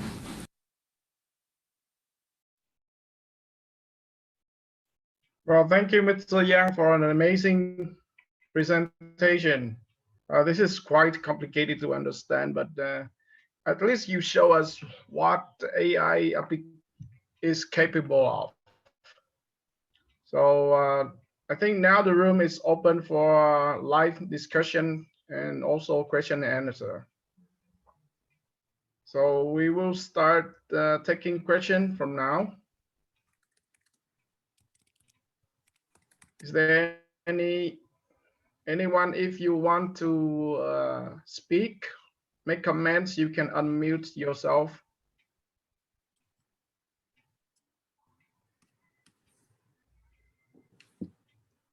And all speakers, please let your slide be ready if someone wants to ask something in your slide.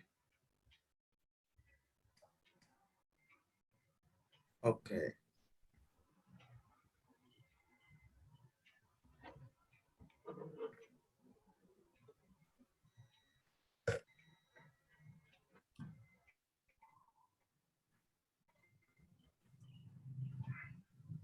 So Mr. Kitiwat. Yes. So can you hear me? Yeah, how will 177 treatment procedure? Oh, that's the question for me, right? Yeah. Okay, all right. So your question is about how is the lutetium 177 treatment procedure, right? Okay. Yeah, how you protect the kidney in the therapy procedure. Protect the kidney, right? So as I mentioned Yes. in my slides, so for the lutetium 177 dotatate or even the PSMA, the critical organ is the kidney, right? So you can see like the absorbed dose in the kidney is very high, Yes. and the dose limit is about 23 gray. And basically, for each patient will be treated about 4 to 6 cycles. And in each of the cycle, the interval is about 6 to 8 weeks. In order to protect the kidney, in order to avoid the nephrotoxicity, well, the first one, before inject the lutetium 177, we use like the amino acid. The patient will be receive the amino acid about half an hour before inject the lutetium 177. And it seems like the amino acid will be competitive uptake with the lutetium 177 for the kidney. And this is the strategy that reduce the dose to the kidney and protect the kidney. Okay. All right, thank you. Yes. Yeah, I got it. So you will transfusion amino acid to the patient prior to the therapy procedure, but is there any specific amount of amino acid to each patient, or it's the same to every patient? Okay, should be the same. Like not, Or it yeah. should be the same? I don't know. I don't know exactly the amount, but around 500 mil or something like that. Mhm. Or probably less than that. Yeah, I don't know exactly.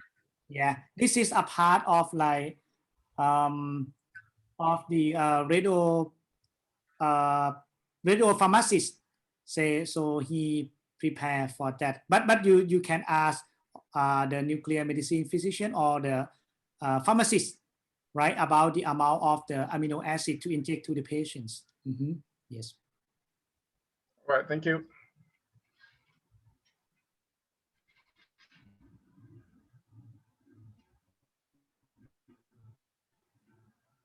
Mr. Yang, you have any comments, or we're sorry for the technical issue before, Yeah. but we're glad we have you back in here.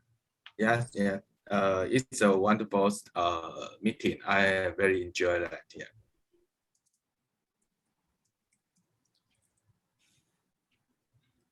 Do we got the So from the participant, from the participant? yeah, I'm still looking for someone. Okay. Well, Again for yeah, the the room is open now. yeah.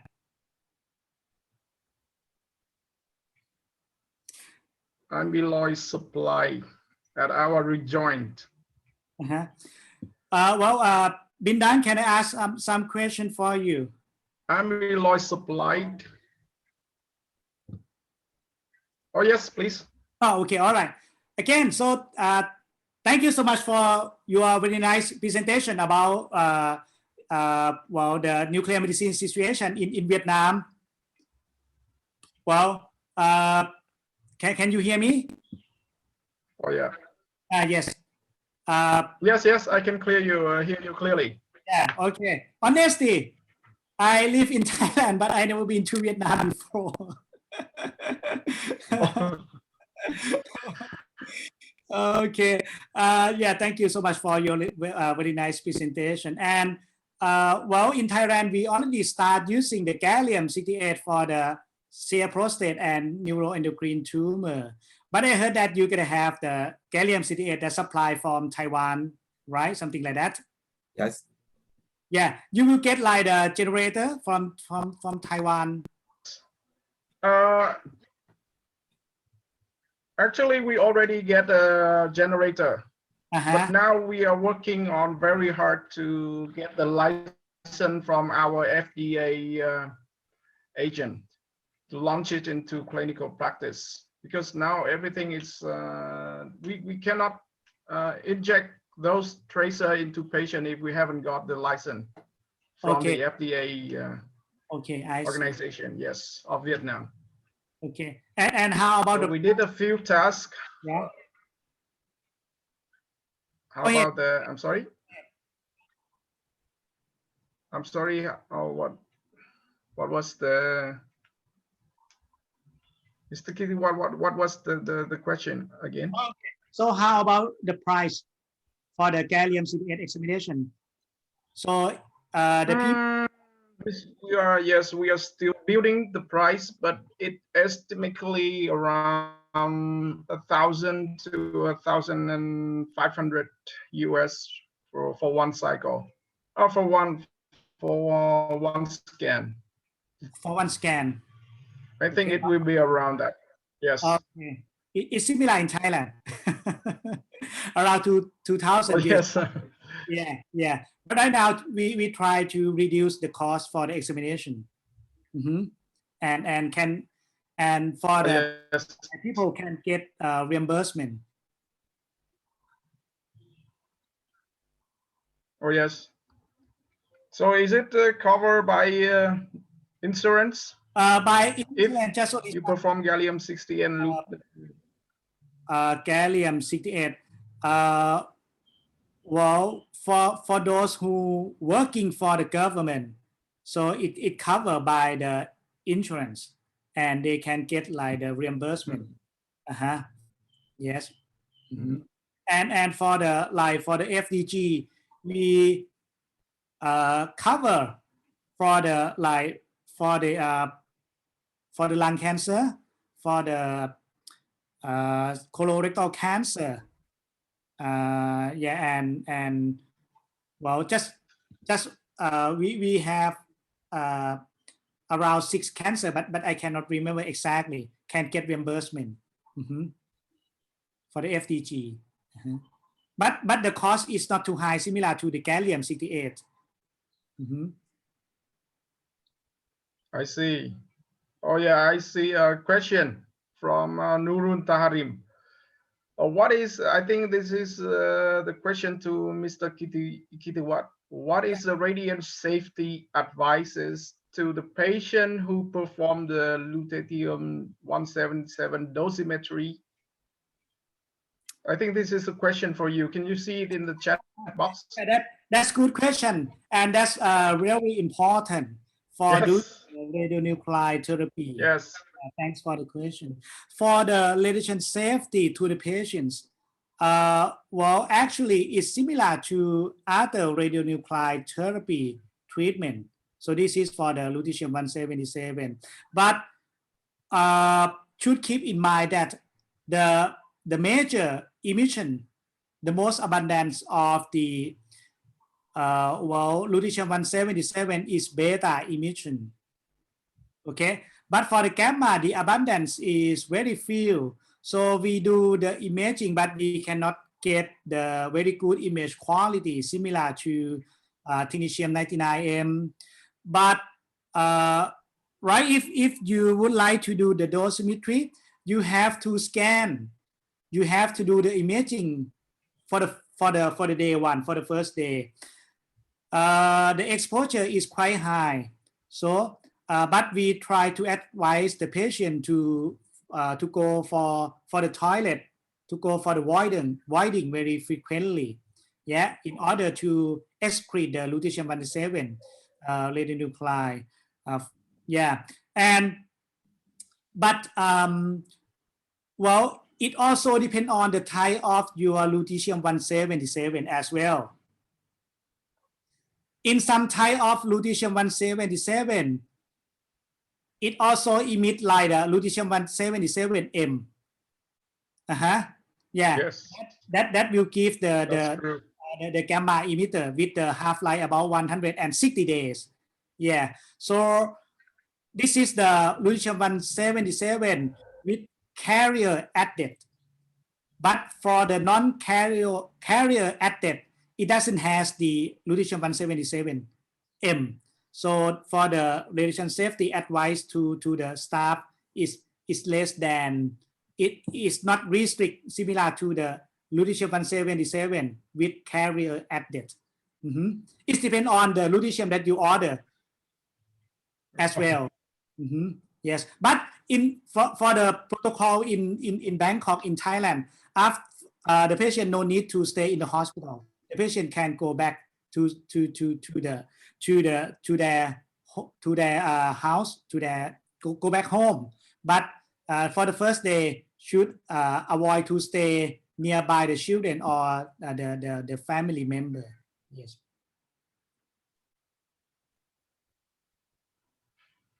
Okay. But for those who inject with the lutetium-177, that's a good answer. Very nice. Must stay in the hospital for the first day, as I know, like in the Malaysia or in Singapore, something like that. Yeah, so the patient have to admit at least one night in the hospital. Yeah, right. Also in Europe, in Europe region, they did not admit the patient. The patient can go back home after the treatment.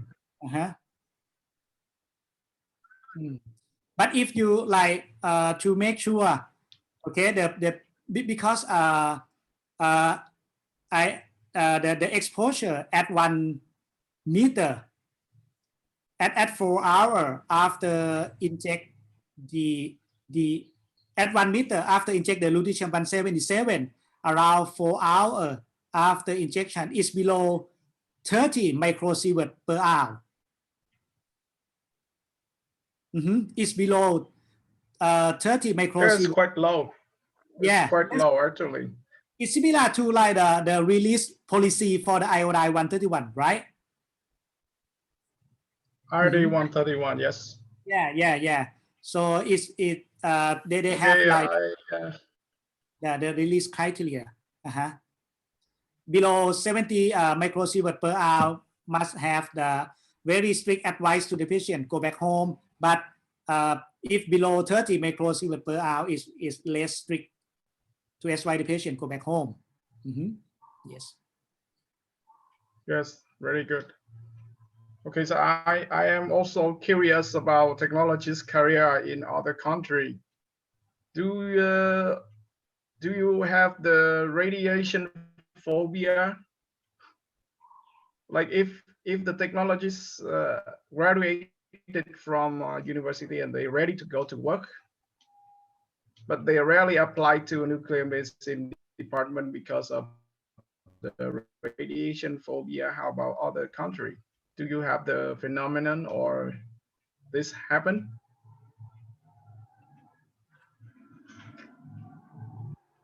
You ask me? Yes, to everyone. How do you think about a radiation phobia if you work for nuclear medicine department? Okay, I think it's That you can start. that is How about the situation? The situation in Thailand, right? So Yes. this is the common question around the world. But how to address this problem? You must have well education, especially for the radiation. Yes, of course. Okay? It doesn't mean you work in radiotherapy or even work in nuclear medicine. It doesn't mean you have higher risk compared with the diagnostic radiology. No, completely incorrect. So if you think you have higher risk compared with radiotherapy or even nuclear medicine, it means you don't have well radiation protection or well of the education regarding the protection. Yes. At the beginning, for the first or the second year, when you study in radiographer or radiological technology program, okay, you feel phobia or fear about the radiation. But after that, when you attend the class and do the practice, okay, you must have the confidence how to dealing with the radiation. So that's why radiation protection is very important. Okay, but yeah, the student used to have like that, but after they like finish and graduate from the school, they have the confidence to dealing with the nuclear medicine. And you must have, so that's why you must have like a good clinical training in the hospital and also the good practice for the radiation protection. Yes. That's my opinion. How about? Yes, I totally agree with you that by education, well educated, we will gain knowledge and we will understand about the nature of things and we will no longer afraid of it. But we know how to harden it. Okay, how about Taiwan experience, Mr. Yang? Okay, I'm very thank you and enjoy the Dr. Kiwan's presentations because in Taiwan, lutetium can improvise maybe pass in the next month. So maybe Taipei Veteran General Hospital will get the first patient in July. So it's a very wonderful lecture. Let me learn about that. Yes, because Taiwan, the regulation is very serious. So we will, and the COVID-19 variants, we cannot to get the farmers from the Germany. So maybe when we have the experience, we will very happy to share everyone. Yes. Yes. Yeah. Yeah, gallium-68 and lutetium-177 is a very hot topic right now everywhere. Right. Yes. Right. So that will be the first patient in Taiwan, right? Yes, maybe our hospital or National Taiwan University, we are compete. Yeah, I encourage you to publish like also Okay. experience about that data, like the experience of first patient lutetium-70 Yeah. in Taiwan. Yes, may I? And if I have any question, may I can write a letter to you. Yeah. Oh, sure. And like not only to do like so if this is the first experience, I recommend you to do like the dosimetry as well. For the Okay. 77, like you will get like the database of the dosimetry in your country. Okay. Yes, and also for the regarding the treatment and lutetium-177 dosimetry in Thailand will be published in the academic journal soon. So I Okay. encourage you to do that as well. Okay. And moderator, may I have some advisement time now? Just 1 minute to talk everyone. Yes. Okay. Because and this is my first time to contact the South Asia colleagues now, and I want to talk about we have the Asia Society Nuclear Medicine Technologist ASNT is organized by Japan, Korea, and Taiwan, and we welcome to many countries members to attend this ASNT members. And maybe next year in 2022, we will hold the 10th ASNT ceremony in the Taiwan, Taipei. So we want to ask to different countries to talk about their situation of nuclear medicine in their countries. So maybe I will ask the Dr. Bing and Dr. Kiwang from Vietnam and Thailand. It's a very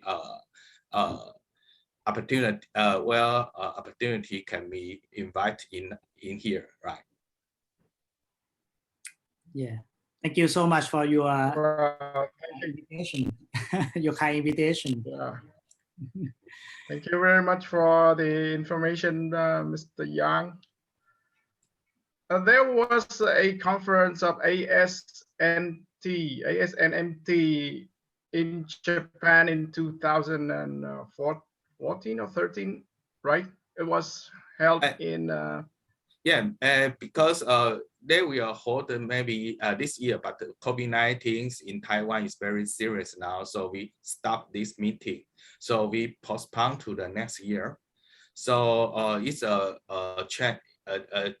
chance to give our more time to prepare the 2022 annual meeting ASNT, and maybe everyone can Google the AST. He have the website. Website is in Japan, so everyone can understand what we want to do or why we organize this society, because we want to help nuclear medicine technologists to understand and academic exchange more and more.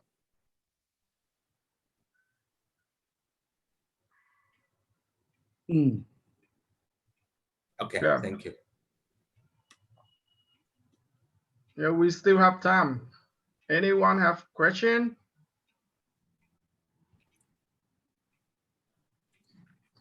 I have a question to ask you, Mr.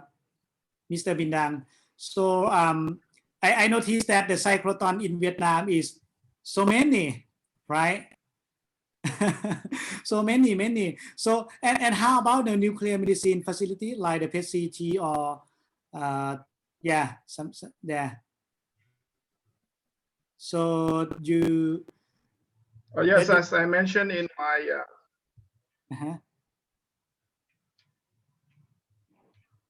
Yes, as I mentioned in my presentation, there are around 42 nuclear medicine facilities throughout the country. And there are a few centers.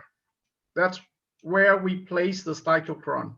And the biggest cyclotron is located in Hanoi now. It's 30 MeV in capacity.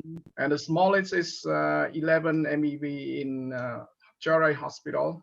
And as to mention, the cyclotron at Charai Hospital was the first to be established in Vietnam. Back in 2009. It's quite old, and we have a plan to replace it now. And other cyclotron is located throughout the country. We have around 3 cyclotron in Hanoi, 1 in Da Nang, 2. Now we have 2 cyclotron in Ho Chi Minh City, and we have another one which is not inoperated in Kiên province. So that's what we have until now. But because of the clinical demand, people in here still doesn't know much about nuclear medicine. They will know like this. The pathway is like this. The first diagnostic approach is ultrasound, then X-ray, then CT, and after that is MRI, and the last one is PET-CT. So if you talk about nuclear medicine in here, people will tell you that it's PET-CT. They doesn't know that there's a lot of application of nuclear medicine stay there.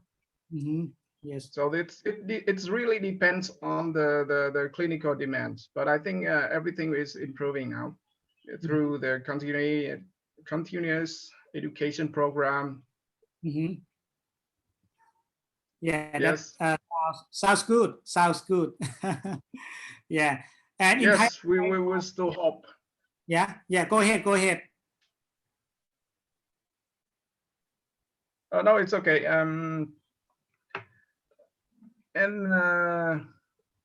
What I have to say is we have cyclotron, and we have PET-CT, and we have SPECT-CT and other machine.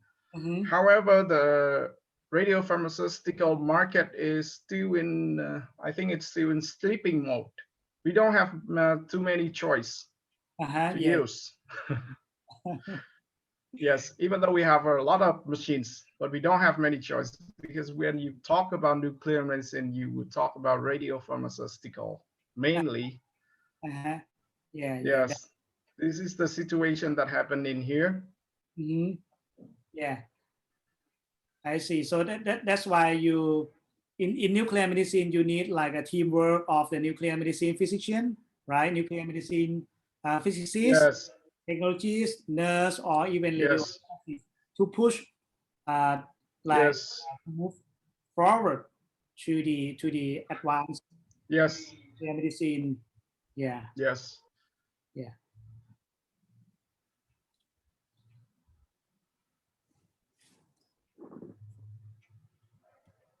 Professor Yang, in Taiwan, you not do you have plan to use like alpha emitter radionuclide therapy, right? The actinium or radium, something like that. You already use it in Taiwan.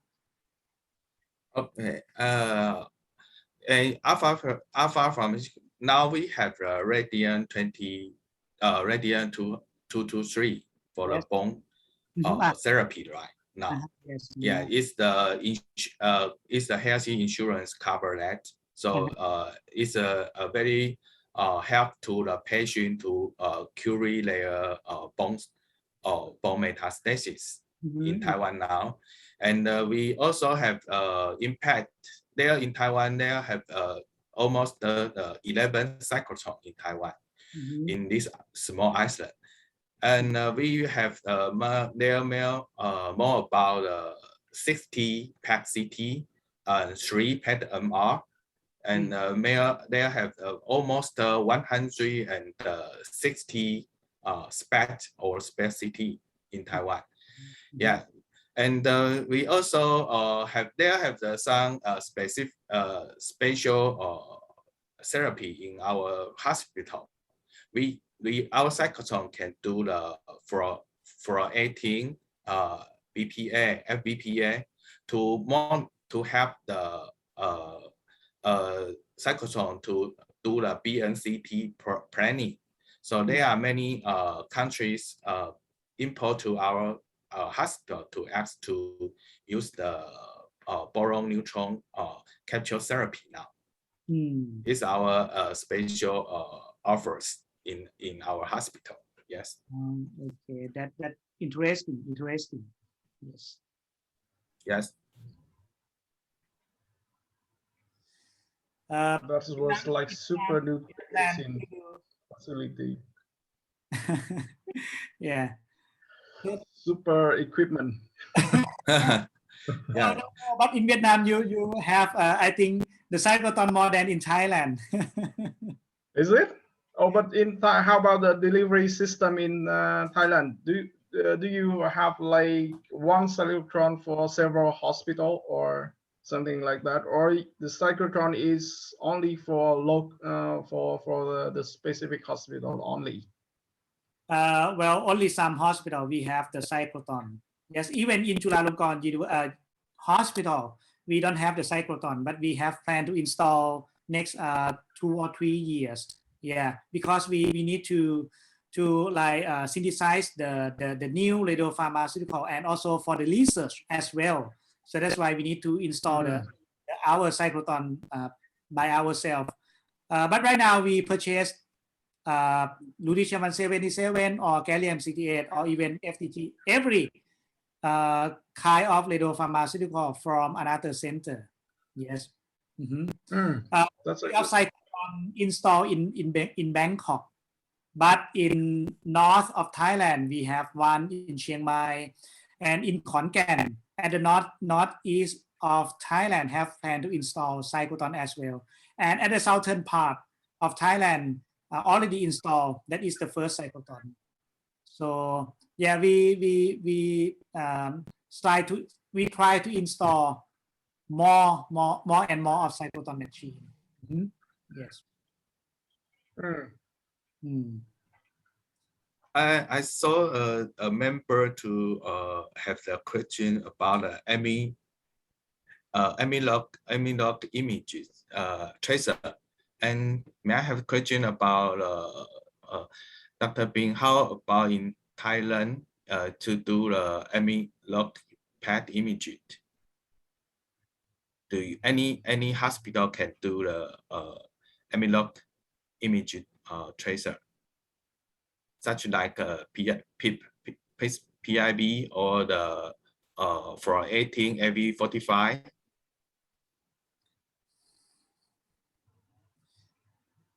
You mean in Thailand? Well, or in Vietnam? Unfortunately,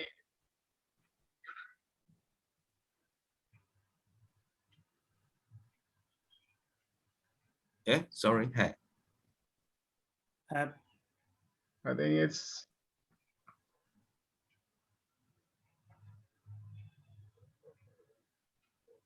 it's for both of us. So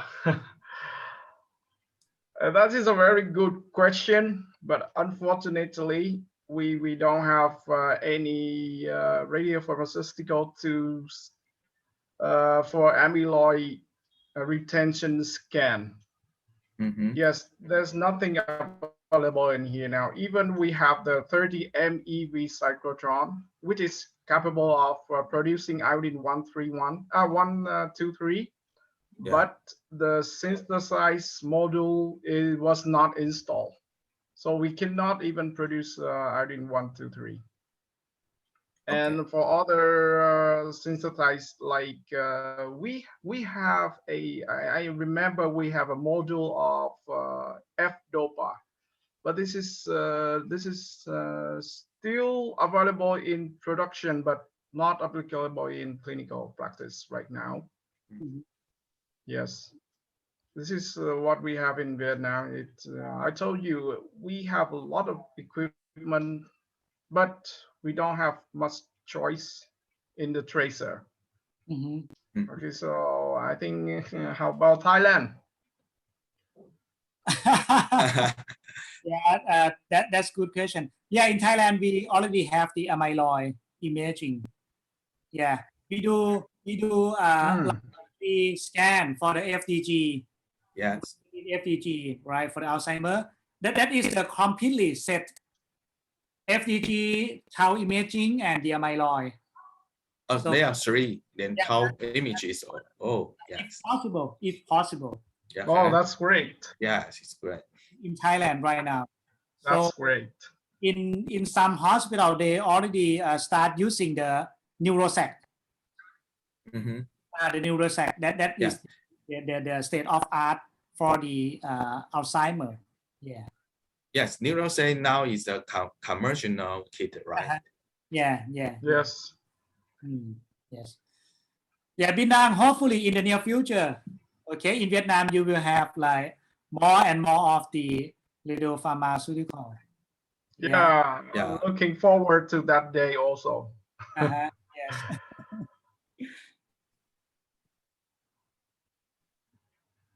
All right. I think we still have around 3 minutes left for the open discussion, question and answer. Did you get Everyone, please send question. for the chat box? Do we get the? Yeah, someone said that. Please take a look from the question. Yeah, is there any? You can answer them Yes. right here. Okay. Open. Yes. I don't have any question.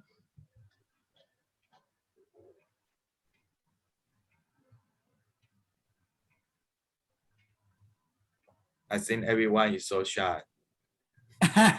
So we can leave our email if any questions. You can write to me. If I could, I will write my answer to everyone. Yes. Yeah. I think Yes. see any question in the chat box. Yeah, all Okay. questions are Me welcome. too. Mhm.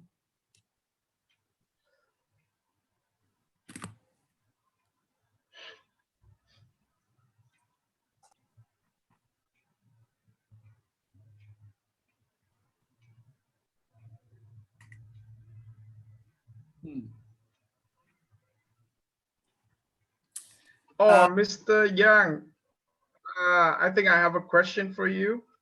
Mm-hmm. Do you have anything to support that the pond area is a better reference area using FOM rather than the cerebellum? Oh, okay. Because there are some papers in the common our brain image analysis, we use the cerebellum for a reference, such like FDG. Yes. But there are many papers to mention about we can use the pumps, such like the cortex image, like the FDOPA or CHODET is a PD evaluation. So we use twice the pumps because it can cut one slice and can include the pumps and the cortex striatum in the same positions. But we do not need to choose another slice to choose the cerebellum. So and the pumps cannot affect many radial tracers. So pumps may be the second choice to be a reference. It's better. Yes. I see. It's so it means that it depends on the uniformity of the reference uptake of the reference area, and the size of the reference is Right, also yes. matter. Okay, I got it. So Bindang, do we also have like the live broadcast Yes. on Facebook of the Vietnam Association Radiological Technologists? I don't have any information from the organizer, so. Okay. I don't know. Probably they put like the question on that live broadcast. Oh yeah, maybe, but I don't have any information. Okay, so technical team, are we broadcasting anywhere from outside of this room?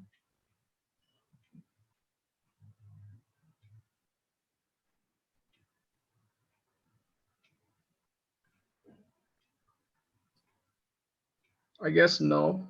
Oh, okay. Because from the website of the registration and program, I don't see any link to outside broadcasting. Okay. It's only limited to the room itself. Okay. All right. So, yeah, great.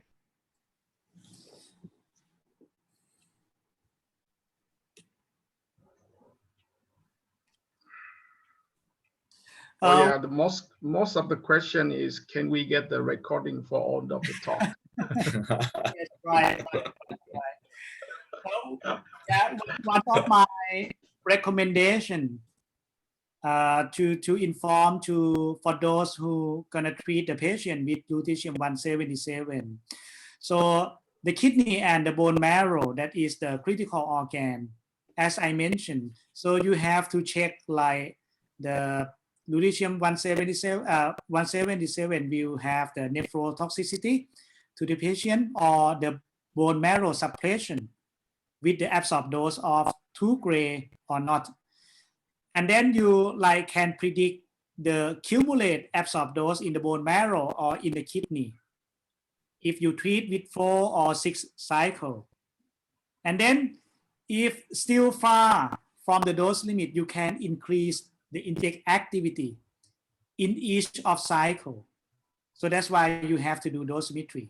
This is the importance of the dosimetry. This is the concept of the theranostic and personalized nuclear medicine.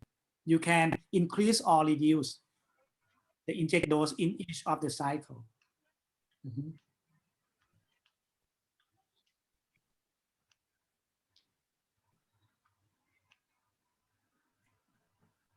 All right.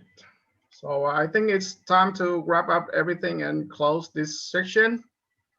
But before that, let's wrap up by telling everyone to type in the chat box where they come from. Okay, any participant, please type in where you come from. All participants is around, I got around 75 participants in here. Please type in where you come from, okay? First one is Malaysia, Philippines,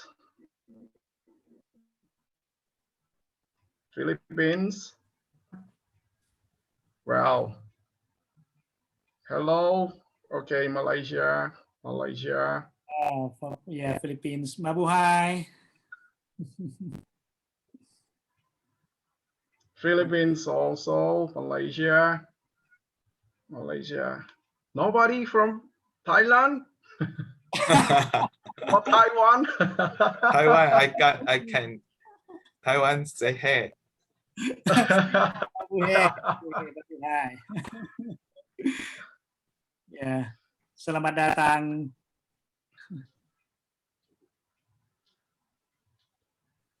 Yes, selamat datang is good afternoon.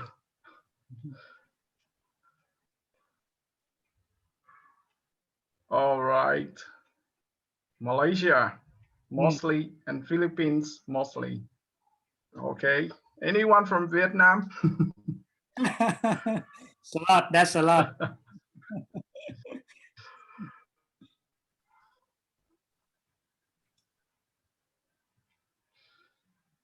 All right. Yes, most of the participants are come from Malaysia and the Philippines. Oh yes, the organizer said that they will upload the recording to the website and to the YouTube broadcasting channel. This is good. I hope this is the answer to everyone, because everyone is So looking forward to review or check all the presentation in this section. And it is very good. Despite we have a small issue with the technical at the beginning, that we have to reschedule the presentation from Mr. Yang, but everything is going so far so well until now. So thank you, everybody. Thank you, speaker, for giving your time and effort to make the very nice presentation. And thank you, every participant, to give us some time in the beautiful Sunday to join the nuclear medicine room in the conference. I think this is a goodbye, and we are looking forward to see you again in the upcoming event. You have any comments, Mr. Kitiwat and Mr. Yang? Well, so again, thank you so much, Vietnam Association of Radiological Technologies, for inviting me to give a talk and share my experience regarding the theranostic in the Southeast Asia Radiographer Conference. So I hope that all of you will get all of the information, and enjoy our talk today. So even nuclear medicine is like a small group of the people involved, but it's very important. I think very important, and like we can step forward to the future together, in order to improve the quality of the diagnosis and the treatment of the patients. Yes. So thank you so much, everyone, again. Okay. Oh, I also very thank you. Invite me to enjoy this meeting, and I am total agree with Dr. Kiwat's talk, and thank you for everyone, and hope we have another meeting in the futures, and keep safe, keep health, and have a good Sunday. Yes. Yes, hopefully we can meet in person when the pandemic is over. Yes, thank you. Yeah, I miss flying a lot. Okay, goodbye, everyone. Goodbye, everyone. Stay Thank you. Stay safe. Thank you. Bye-bye. Bye.